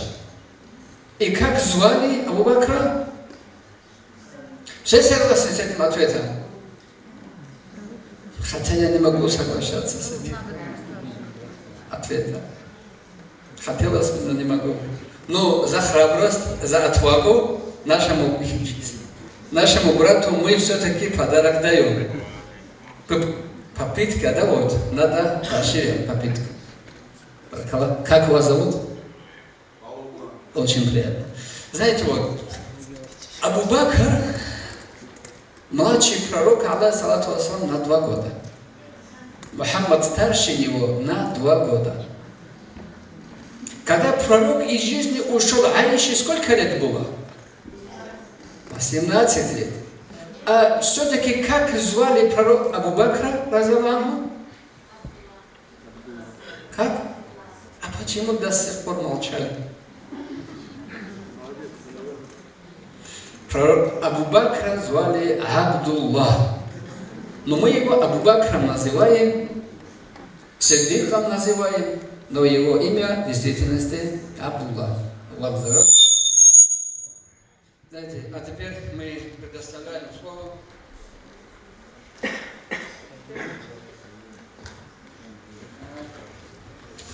предоставляем слово нашей сестре, представителю Ассамблеи народов России, уважаемой Римме Ханум. Пожалуйста, вам слово. Уважаемая Римме Ханум. Знаете, в наше время каждый человек в исламской или же в общественных, как и сказала наш брат Аюб, и как было сказано, что сохранение института семьи – это задача общая. Каждый может там как-то участвовать. Вам слово. Хайырлы кез, хөрмәтле тугандар. Добрый вечер, дорогие друзья. Я хотела вас поприветствовать от имени регионального отделения Ассамблеи народов России Республики Башкортостан и его руководителя Гульсариной Гульнур Ленуровны. Сегодняшнее мероприятие, конечно, очень позитивное и очень необходимое. У нас в республике более 40 национально-культурных центров, которые прикреплены к Дому дружбы народов Республики Башкортостан. И я бы хотела сказать, что один из самых активных национально-культурных центров, и прежде всего руководителей, это Магомед Тагирович, Султан Магомедов. Спасибо вам большое, Магомед Тагирович. В прошлом году я первый раз посетила такое мероприятие, я была в восторге, так скажем, в восторге. Почему? Потому что я не такой глубоко верующий человек, то есть намаздарда юрмеем, ушло я вторым бельмеем, но вера во Всевышнего, вера в Аллаха, она была всегда с детства, с раннего детства. И в семье, и везде, как говорится. И я считаю, что всегда и везде победит дружба, мир, единство. Неважно какой-то национальности, неважно какой-то конфессиональной принадлежности. Самое главное, чтобы была прежде всего наверное, вера во Всевышнего и, главное, вера в себя. Спасибо всем большое. Добра, тепла, мира. Всем здоровья. Спасибо большое. С праздником. Спасибо, уважаемый Римхан. От нас вам такой подарок маленький. Посвящайтесь, читайте. Знаете, у нас следующий вопрос. Тоже состоит из двух частей. Внимательно слушайте. Здесь есть такой немного тонкий момент. Во сколько лет пророк, алейхиссалам, получил пророчество и сколько длился промежуток пророчества жизни? 40, как будто единогласно. Да, вот. Сестра сказала, 40 лет пророк получил пророчество. И сколько длился? 23. У нас, по-моему, здесь отвечало 4. Как главному инициатору ответа мы, иншаллах, сестре даем такой подарок, кто отнесет сестре вот по центру, который вот там вот красном она сидит, вот она, а потом вот эта сестра, вот двое с ней, и еще вот эта вот сестра участвовала у нас в ответе. Вот это оба ей, вот это вот ей. Я так, да, вот зрители помню, что они участвовали. А теперь мы предоставляем слово. Мы предоставляем слово представителю муфтията Республики Дагестан Умалатову Ильясу, нашему брату. Пока я вышел книги, тоже разбазарил. Шамиль Хаджи, вот им, если можно, книгу дадим, а то они злые меня слушать будут. Кому книгу? Вам? Можно попросить?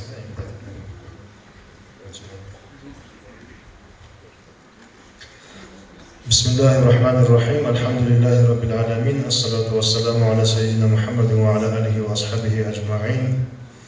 Уважаемые братья и сестры, еще раз хочу поприветствовать вас от всего дагестанского народа, поздравить с этим священным месяцем, в котором родился лучший из людей пророк Мухаммад, саллаллаху алейхи вассалям. Ассаламу алейкум ва рахматуллахи ва баракатух. Дай Аллах нам получить шафаат пророка, саллаллаху алейхи вассалям, на том свете. Ведь мы знаем, самым большим шафаатом это будет шафаат пророка Мухаммада, саллаллаху алейхи вассалям. Когда все пророки, когда к ним придут их умматы, и они все соберутся под знаменем пророка Мухаммада, саллаллаху алейхи вассалям, и будут просить его делать шафаат за все человечество. И дай Аллах нам тоже оказаться в числе тех людей, которым достанется его шафаат.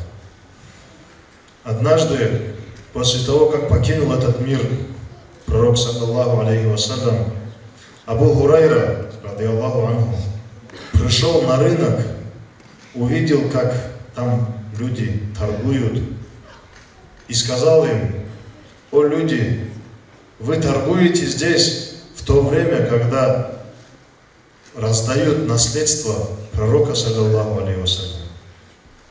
И все эти люди, бросив свою торговлю, бросив свои дела, в надежде получить часть из наследства пророка, саллаллаху алейхи вассалям, в надежде получить какие-нибудь золотые монеты, серебряные дирхемы, или землю, или еще что-нибудь из наследства пророка, саллаллаху алейхи вассалям, побежали к нему домой.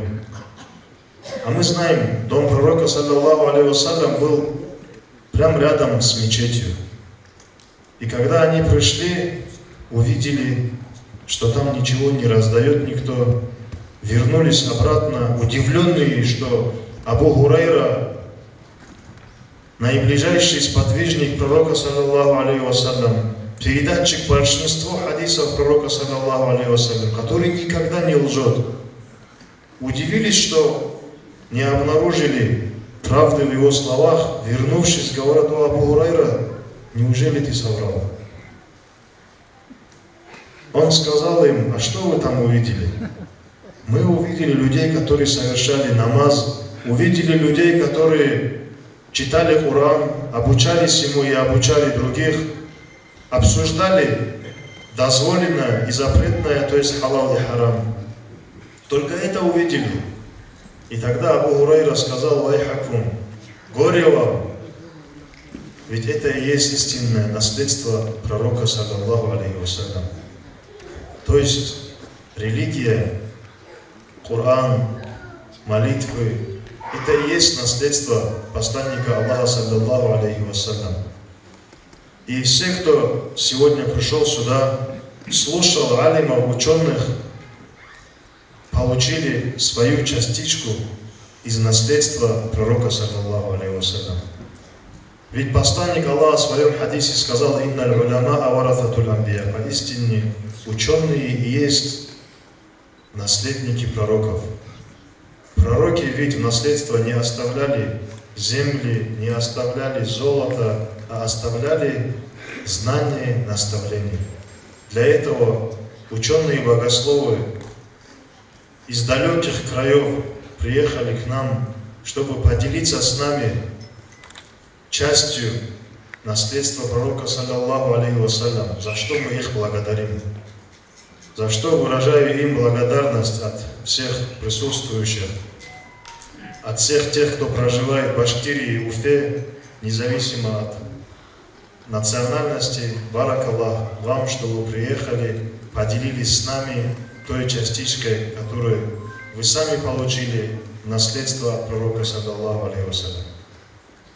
Хочу поблагодарить всех тех, кто пришел сюда, и, конечно, и поздравить вас с тем, что вы получили из частички наследства пророка, саллаллаху алейхи вассалям.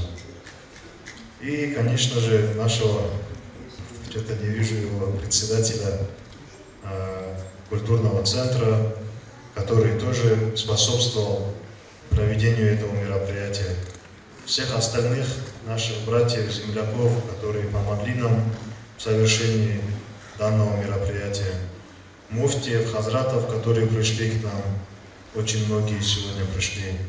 Особенно тех, кто приехал сдалека, уже из республики Башкирии. Вас хочу поблагодарить. Иншаллах, не просто так, не напрасно пройдет то, что мы сюда пришли, и да воздаст Всевышний Аллах нам всем многократно за это. Баракаллах.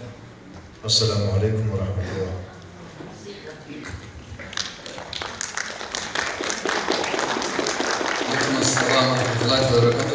Брат Хаджиев. Конечно, всем хочу попросить, да полюбит вас Аллах и пророк за нашу организацию и участие в этом мероприятии. Следующий вопрос. О ком было сказано Ильяс Хаджиев, у меня этот вопрос вообще другой был, но я хочу сказать об этом личности, как говорится, Абу Хурайра, отец кота. Абу Хурайра, отец кота.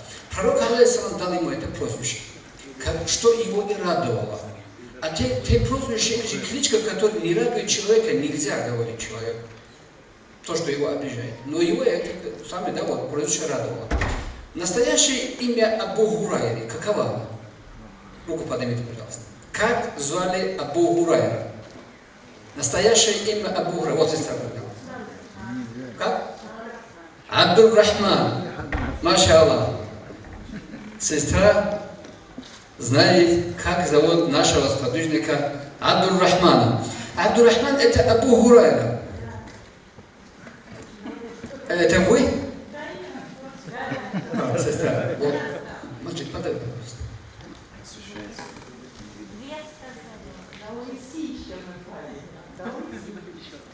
Другая ответила же. Ответил кто? Да. Я голый. Вот, братишка, отнеси, пожалуйста, вон той сестре тоже. Она тоже участвовала, ответы, хотя я думаю, инициатором ответа сидела там сестра. Вот. Знаете, вот, Абу Хурайра, Абдур-Рахман его звали. Это человек, который передал очень много хадисов от пророка, алейхиссалату вассалам. Он что говорит? Он сказал, я, говорит, однажды слушал пророка, алейхиссалату вассалам, в мечети пророка, алейхиссалату вассалам. Слушая его, боюсь, что не по адресу понесет наш брат. Он сестра Швейцария. Вот. И Абу Хурайра рассказывает, что я, говорит, сидел в мечети пророка, алейхиссалату вассалам, слушал его. Конечно, каждый хотел бы сейчас слушать пророка.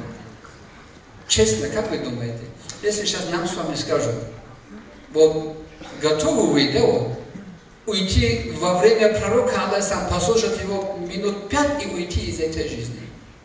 Или же еще 100 лет здесь прожить? Кто готов на это, он любит его. А потом он говорит, я, говорит, слушал пророка, алейхиссалату вассалам, в таком состоянии, что я вот-вот упаду в обморок от голода. И как он закончил говорить, я, говорит, вышел и сижу на той тропе, который проходил там Абу Бакр, разъяллаху, надеясь, что он меня возьмет домой что-нибудь, да вот чем-нибудь накормит. И как Абу Бакр подходит, я, говорит, стал и спросил у него смысл одного аята, который сам я знал смысл этого. И Абу Бакр подходит и говорит, Абдуллах, разъяллаху, и я, говорит, спрашиваю. Он говорит, ответил и прошел. И я понял, что у него тоже дома ничего кушать. В таком состоянии он тоже слушал пророка. Вышел Умар ибн Хаттаб, разъяллаху, говорит, я его спросил смысл еще другого аята, который я знал. Он говорит, тоже ответил, тоже прошел. И я понял, что у него тоже дома ничего есть. А вот вышел пророк, алейхиссалам, говорит, я, говорит, ему тоже вопрос задал. Он даже не ответил, сказал, Абдурахман, пойдем со мной. Понял, зачем я спрашиваю? Приходя домой, пророк спрашивает, алейхиссалату вассалам, есть ли у нас дома чем накормить гостя? Оказывается, он тоже дома ничего не оставлял, когда выходил к нам. Но ему ответили, что молоко принесли, он говорит, нас накормил молоко. Вот в таком состоянии даже они слушали пророка, алейхиссалам, и извлекали пользу от источника религии. А у нас с вами полные холодильники, машины, телефоны, одежда, запас какой-то. А мы чем заняты? Нам надо быть благодарными и, конечно, воспользоваться настоящим временем. А теперь мы предоставляем слово нашему брату Юсуфу обрадовать нас нашидом, конечно, пророке. Посланник Аллаха, да благословит его Аллах и да приветствует, сказал: Когда человек из малого достатка, приобретенного собственным трудом, оказывает посильную помощь другому, то это бывает самой угодной для Аллаха милостыней.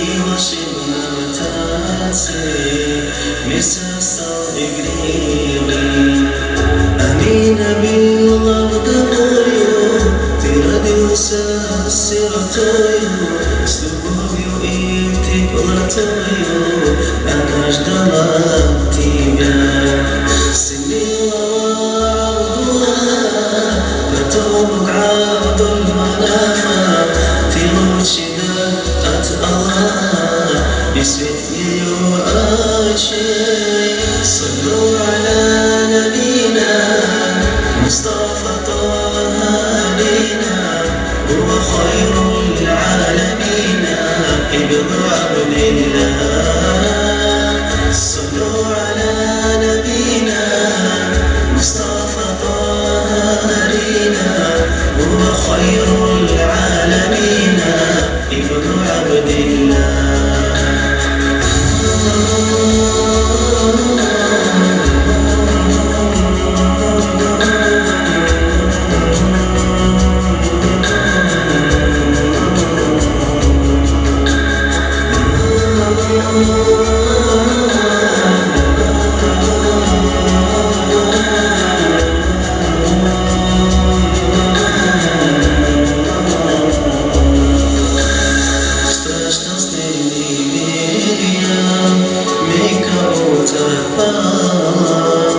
и в приход спасения жрецы предсказали, все огни потухли и голы упали, множество знамений мир наш сотрясали. Все ангелы восстали, рождение Твое встречали и крыльями поднимали молодые соколы. Весь мир встречал Мухаммада, Спасителя всех от ада, Хабибуллаха Ахмада и милость для мира. Саллю аля набина Мустафа Таха Дина, Хуа хайрул аламина, Ибн Абдилlah. Саллю аля набина Мустафа Таха Дина, Хуа хайрул аламина, Ибн Абдилlah.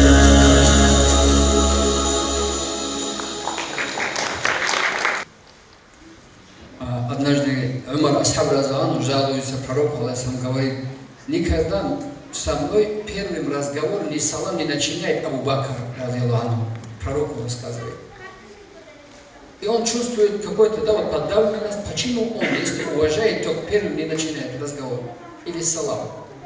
Он говорит: ну позови Абу Бакра, радиаллаху. Он подозвал и говорит: почему так происходит, Абу Бакр? На что он отвечает, он говорит: Мухаммад, алейхиссалату вассалам, однажды я слышал, что ты сказал, человек, который первым начинает салам, получает вознаграждение больше. И я, говорю, любя Умар ибн Хаттаба, это вознаграждение ему уступаю. Вот так они любили друг друга. А теперь мы предоставляем слово нашему брату, гостю из Дагестана, представителю муфтията Республики Дагестан, Мухаммад Басирову Израилю. Пожалуйста, вам слово, брат Израиль. Алхамдулиллахи Раббил Аламин. Вассалату вассаламу аля Сайидина Мухаммади ва аля алихи ва асхабихи аджмаин. Уважаемые братья, уважаемые сестры, ассаламу алейкум ва рахматуллахи ва баракатух. Поздравляю вас с этим благословенным месяцем, в котором родился благословенный пророк, саллаллаху алейхи вассалям, любимец Всевышнего Аллаха и любимец его общины. Альхамдулиллах, хвала Всевышнему Аллаху за то, что Аллах сделал нас из числа последователей нашего пророка Мухаммада, саллаллаху алейхи вассалям. Альхамдулиллах, что Аллах сделал нас из числа тех людей, которые после 1400 лет собрал здесь ради пророка, саллаллаху алейхи вассалям, ради любви к нему. А любовь к нему – это баракат в этом дуньяле и спасение в ахирате вечной жизни. Мы знаем, вот был такой радостный день для сподвижников, когда один из сподвижников спросил пророка, саллаллаху алейхи вассаляма: «Матал киямату, я Расулаллах, когда же наступит судный день, о посланник Аллаха?» Пророк, саллаллаху алейхи вассаляма, ему не отвечает. Тот повторно спрашивает, третий раз спрашивает, но потом пророк, саллаллаху алейхи вассаляма, задает ему встречный вопрос: «Что же ты уготовил для этого дня?» Ну, видит, что человек переживает, он спрашивает: «Что у тебя есть?» Тогда тот, отвечая, говорит: «Помимо обязательных намазов, помимо обязательных постов, дополнительно много чего делать я не могу, но однако тебя, о посланник Аллаха и Господа Всевышнего, я люблю». Тогда пророк, саллаллаху алейхи вассалям, отвечая ему, говорит: «Изан анта махаман ахбабта». Тогда ты будешь находиться в судный день вместе с тем, кого ты любишь. То есть тебе не нужно переживать, когда наступит судный день. Ты будешь находиться там, то есть ахират и загробной жизни, судный день ты будешь находиться вместе с теми, кого ты любишь. И услышав этот ответ, сподвижники, ридвануллахи алейхим, они очень обрадовались. Почему? Потому что они любили пророка, саллаллаху алейхи вассаляма, любили больше всего, больше, чем себя, своих детей, близких, родных. И ведь Аллах в Коране тоже призывает нас с вами, чтобы мы любили пророка, саллаллаху алейхи вассаляма. Аллах в Коране показывает нам, что Он любит пророка, саллаллаху алейхи вассаляма, что Он его благословляет, говорит: «Бисмиллахи рахмани рахим, إن الله وملائكته يصلون على النبي يا أيها الذين آمنوا صلوا عليه وسلموا تسليما. Поистине я, Всевышний Аллах, и мои ангелы благословляют пророка, саллаллаху алейхи вассаляма. О, те, которые уверовали, вы тоже благословляйте пророка, саллаллаху алейхи вассаляма. Любить пророка, уважаемые братья и сестры, это изучать жизнеописание пророка. Ведь в его жизни последовал, взял для себя примеры из его жизни, от нас будет большая польза для общества. То есть мы знаем, что пророк, саллаллаху алейхи вассалям, говорил, мусульманин, уверовавший в Всевышнего человека, это тот человек, от чьих рук и языка защищены другие люди. Нет разницы, что мусульмане, что не мусульмане. То есть мусульманин это тот человек, который от него не должны бояться никто. Они все должны остаться защитой от их вреда. Таким образом, из жизни пророка, саллаллаху алейхи вассаляма, можно взять очень много примеров. Вот нам алимы, ученые к нам приехали, они нам рассказывают из жизни пророка, саллаллаху алейхи вассаляма. На самом деле алимов, ученых, как пророк, саллаллаху алейхи вассаляма, их назвал варататуль амбия, и наследниками пророка. Они в себе несут вот эту большую милость от Всевышнего Аллаха, знания, ильму, которые они обязаны передавать, и которые мы с вами обязаны у них взять. Это наследство пророка, саллаллаху алейхи вассаляма. Это спасение для нас, то, что он оставил. И их любить надо, их ценить надо. Лучшая любовь к ним следовать тому, что они говорят. Лучшая любовь к пророку, саллаллаху алейхи вассаляма, следовать его жизнеописанию. К чему он призывал и остерегался от того, что он остерегал нас. Вот если вспомнить из жизни сподвижников, как они проявляли друг другу любовь. Вот двоюродный брат пророка, саллаллаху алейхи вассаляма, Абдуллах сын Аббаса, радиаллаху анху, величайший ученый. Двоюродный брат, сын дяди пророка. И он является первым человеком, который основывал медресе для толкования, то есть школу толкования Корана. Зайд ибн Сабит, радиаллаху анху, другой же такой великий сподвижник пророка, саллаллаху алейхи вассаляма, всю жизнь, который находился вместе с ним рядом, собирал все священные писания, то есть аяты Корана. И после того, как пророк, саллаллаху алейхи вассаляма, покинул этот мир, он был занесен в список, то есть главным человеком в списке комиссии по собранию Корана уже в письменном виде. На нашем языке, если называть, пресс-секретарь пророка, саллаллаху алейхи вассалям. Вот между ними случай такой был, когда однажды Зайд ибн Сабит, радиаллаху анху, он собирался путь, Абдуллах бин Аббас, радиаллаху анху, двоюродный брат пророка, саллаллаху алейхи вассалям, идет, помогает ему подниматься на лошадь. То есть держит уздечку и держит поводья, таким образом помогает. Увидев это, Зайд ибн Сабит, радиаллаху анху, ему говорит, тебе не подобает делать такие вещи, о двоюродный брат пророка, саллаллаху алейхи вассалям. Он говорит, так нам было велено относиться к ученым. Тогда Зайд ибн Сабит, радиаллаху анху, просит, чтобы он протянул руку, и после того, как он протянул, он берет и целует его руку. Так было, как нам велено, чтобы мы относились к семье пророка, саллаллаху алейхи вассалям, то есть тоже к ученым. Вот таким образом они проявляли друг другу уважение. И для бараката, для благодати расскажу из жизни пророка, саллаллаху алейхи вассаляма. Мы знаем, пророк, саллаллаху алейхи вассаляма, покинул этот мир, переживая за нас с вами, произнося последние слова «Уммати, уммати, моя община, моя община». Но после смерти, после того, как пророк, саллаллаху алейхи вассаляма, покинул этот мир, Абу Бакр Сиддик, радиаллаху анху, первый праведный халифа, отец его жены Аиши, радиаллаху анха. Он приходит в дом пророка, саллаллаху алейхи вассаляма, своей дочери, спрашивает: «О моя дочь, скажи, что я не делаю то, что делал пророк, саллаллаху алейхи вассаляма». Она, отвечая, говорит: «О мой отец, ты все делаешь, то, что он делал. Нет, все-таки, если есть, что я не делаю, скажи». Тогда она говорит: на окраине этого города есть слепой человек. Пророк, саллаллаху алейхи вассаляма, ходил к нему домой, чистил ему дом, угощал его, кормил его. И вот это никто не знал. его жена ему отцу рассказывает, после Абу Бакр идет этот дом, а этот человек, он, знаете, при жизни, когда пророк, саллаллаху алейхи вассалям, к нему приходил, он не знал, что это пророк. Он обзывал пророка, он говорил, вот это сын Абдуллаха, вот такие вещи делает, людей обманывает и так далее, и так далее. То есть этот человек не был мусульманином и обзывал. А пророк, саллаллаху алейхи вассалям, пророка это не отталкивало. Он не уходил от него, он наоборот помогал, он ему жевал, давал кушать, кормил.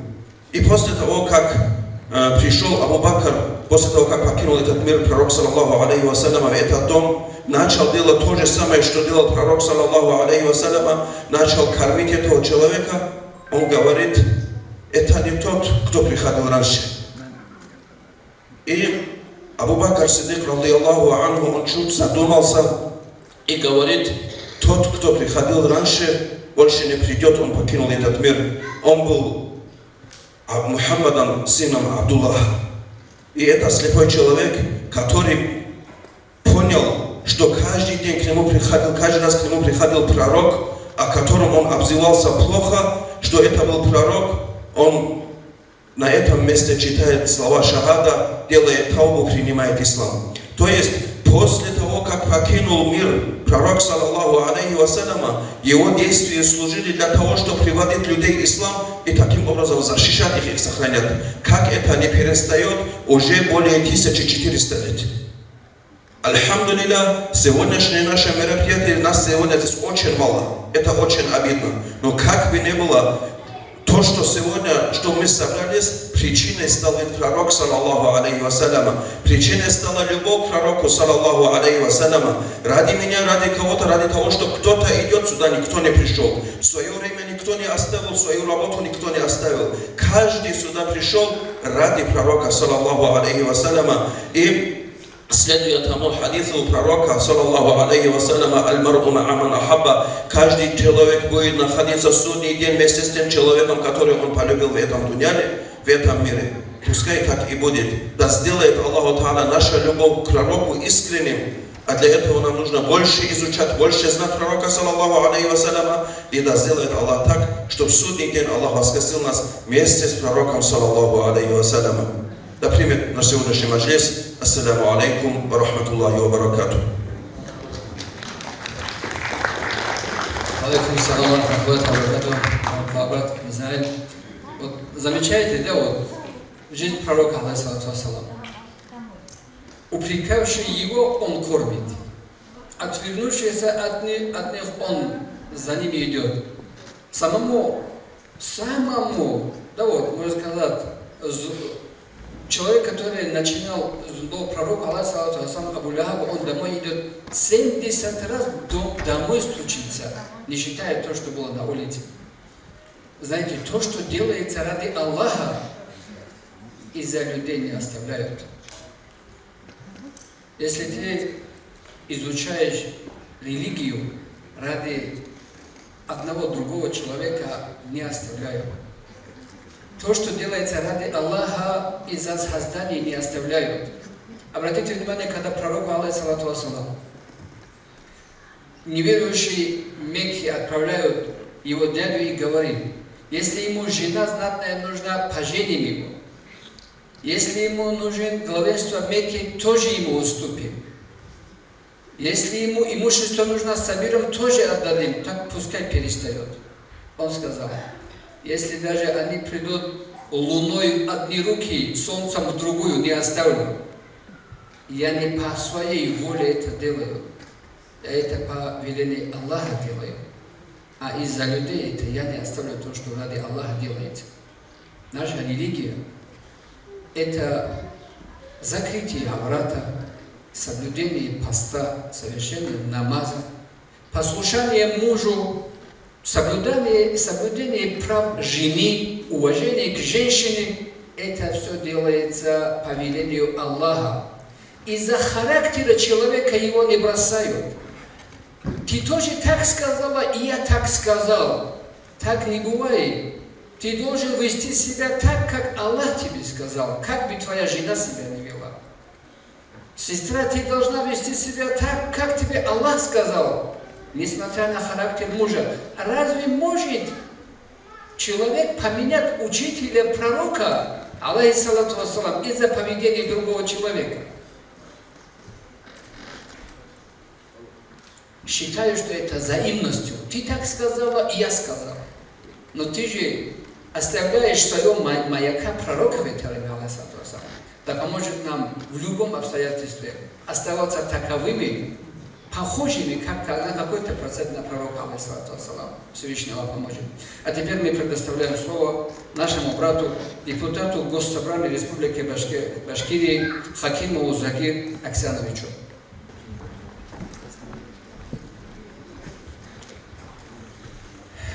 Добрый вечер, дорогие друзья, уважаемые братья и сестры. От имени депутатов Государственного собрания Курултая Республики Башкортостан, от имени Конгресса татар Республики Башкортостан приветствую вас, поздравляю с этим замечательным праздником. Как сказал наш брат сегодня в своем выступлении, мы живем в идеальной планете Земля, великой стране Россия и, наверное, самой прекрасной республике Башкортостан. У нас есть все, что нужно для жизни человека. Чистая питьевая вода, урожайные поля, богатые леса. Но, как сказал глава Республики Башкортостан, главное богатство республики – это не природные ископаемые, которыми богата Башкирия, а главное богатство – это ее многонациональный народ. И самое главное – это дружба между народами. В Башкортостане проживает около 160 национальностей.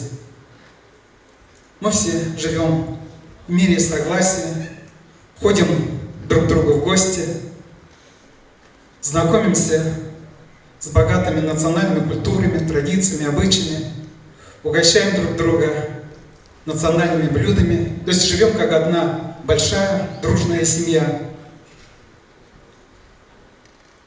И как в те далекие 40-е годы, когда стране необходимо было, мы все, несмотря на национальности, на разные вероисповедания, мы все стали на защиту своей страны. Также и сегодня, во время специальной военной операции, наши мужчины плечом к плечу защищают нашу страну.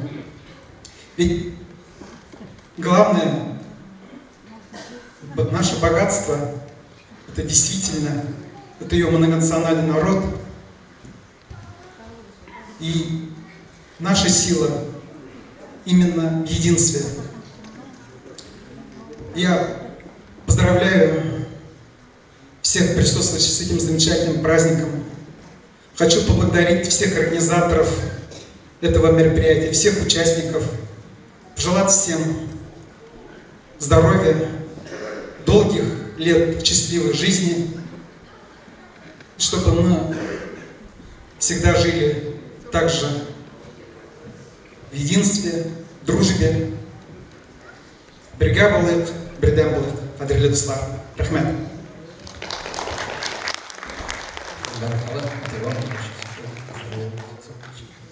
Знаете, вот пророк Аллах при жизни, доводя ислам до тех, кто еще она не дошла, он отправлял письма, и, конечно, многие это знают.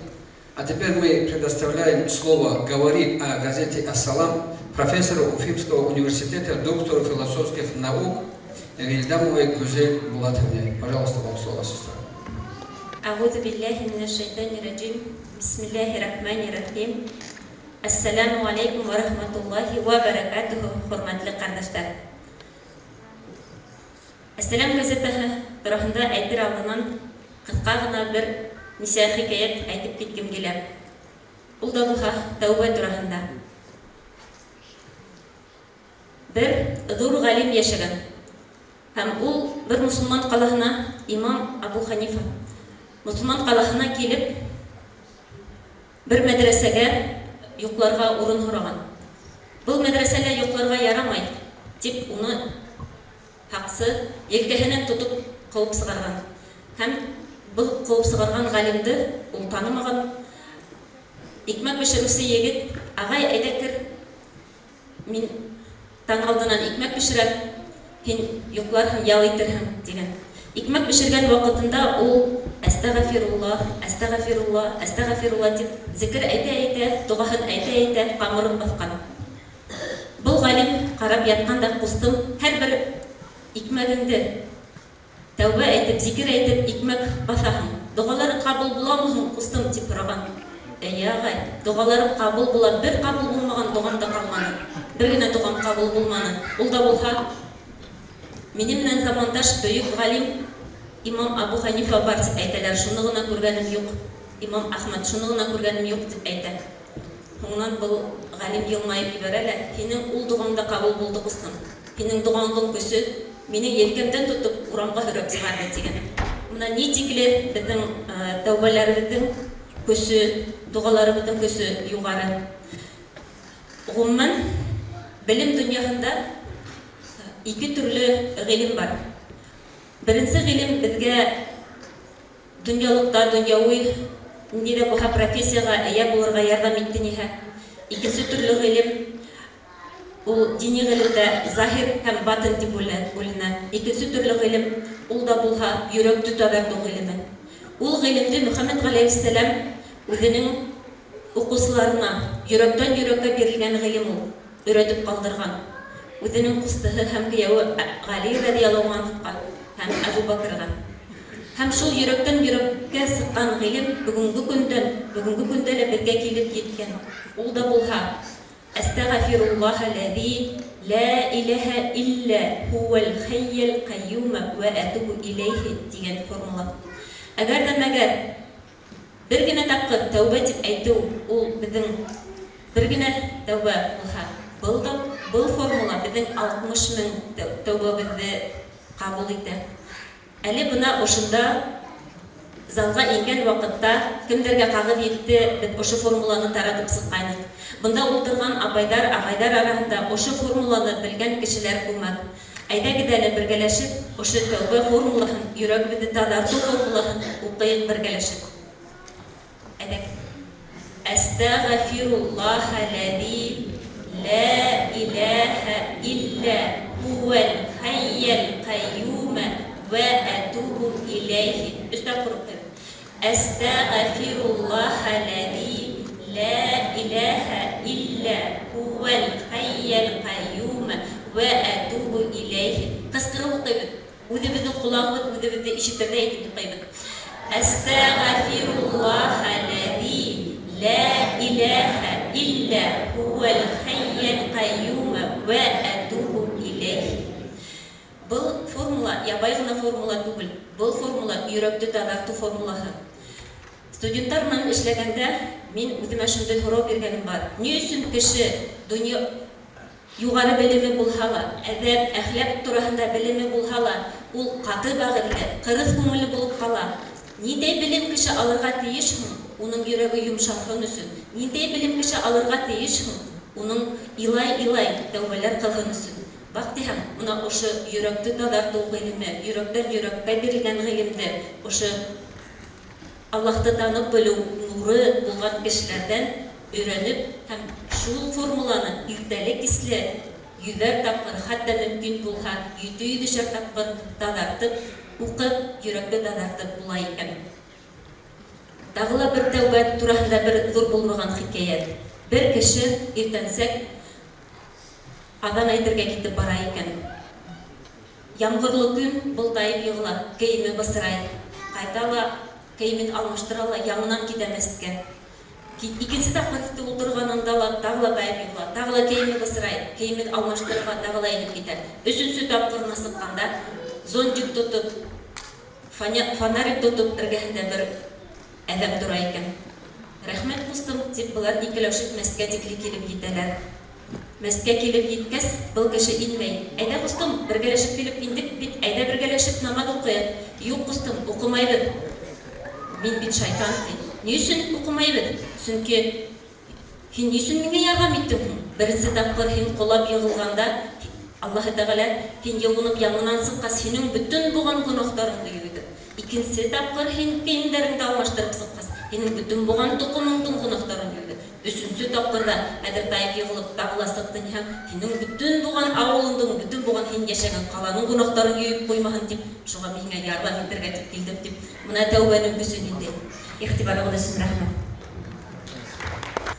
Хочу еще, значит, завершающим сказать, что организации этого маджлиса нам помогли Дом дружбы, Республика Башкортостан. Здесь у нас присутствует директор Дома дружбы Эльвира Радифовна Саматова, значит, наш близкий друг Каспар Леонид Константинович и Газман Сабировна методист. А сейчас давайте мы вручим почетные грамоты и благодарственные письма от Дома дружбы, организаторам помощи этого мероприятия. Вручать будет первый заместитель директора Рифат Заревич. Тимир Булатовой, Альфия Каримовна. Я прошу очень оперативно, мы перебрали лимит. Если здесь в зале, мы быстро вручим.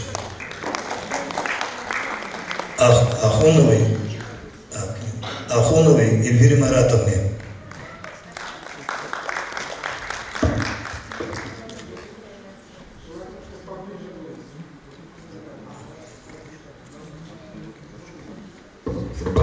Ханнановой Зульфия Миндибаевой.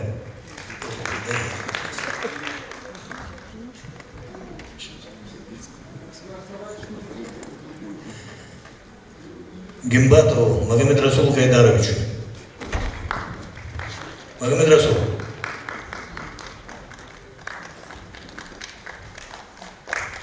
Магомед Расул.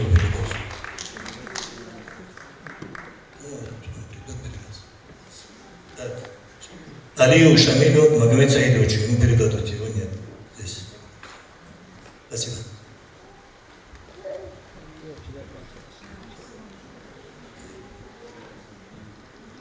Еще осталось у нас 3 грамоты. Арбулиеву Багаудину за активное участие в подготовке и проведении вечера культуры народа Пакистана в честь месяца рождения пророка Мухаммада саллаллаху алейхи ва саллям. Передадим его брату. Абдулла, ты где? Идет или намаз? Вот идет. Ибрагимову Магомеду, его брат тоже здесь. Поднимись, пожалуйста. Алибекову Магомеду. Алибекову Магомеду.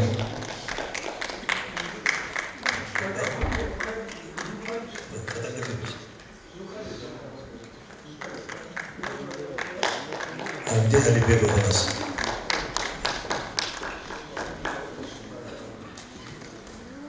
Нет, ну ладно. И Алибеков там в коридоре, видать, потом дадим ему. И Джилилову Рамидину.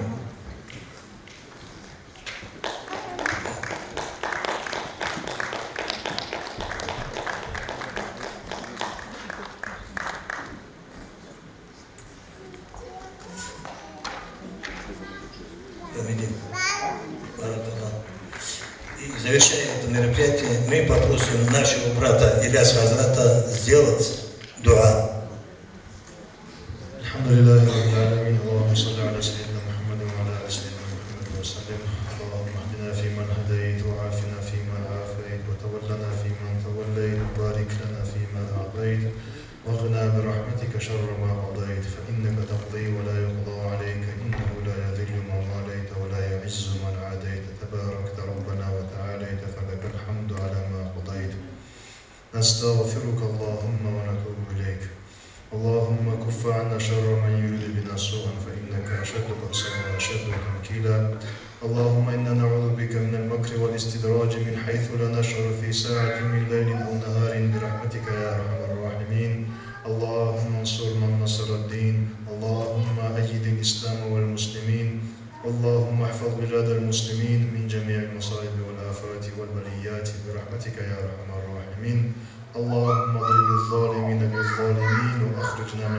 سالمين وصل اللهم على سيدنا محمد وآله وسلم.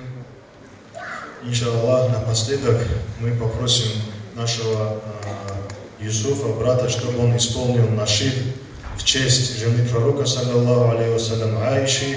И сопровождение этого нашида, иншаллах, наши братья нам помогут. Мы бы хотели раздать розы нашим сестрам. Юсуф, и кто будет помогать нашим?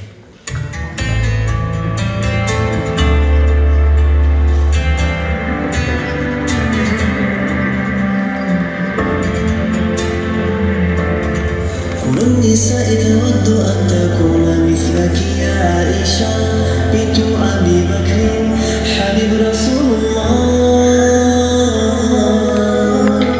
فزل بقلب خير المرسلين في العلم فاقد علم كل العالمين خبر جليل يزف جبريل يجلب الدنيا عائشة حبك الله حب من يحبه فسر في حب الناس لقلوب المسلمين بنت أبي بكر حبيبي رفيق النبي رسول الله عائشة حبك الله حب من يحبه فسر في حب الناس لقلوب المسلمين بنت أبي بكر عائشة حبيبان حبيبنا في النبي رسول الله رفيقة النبي في الحياة حب النبي لا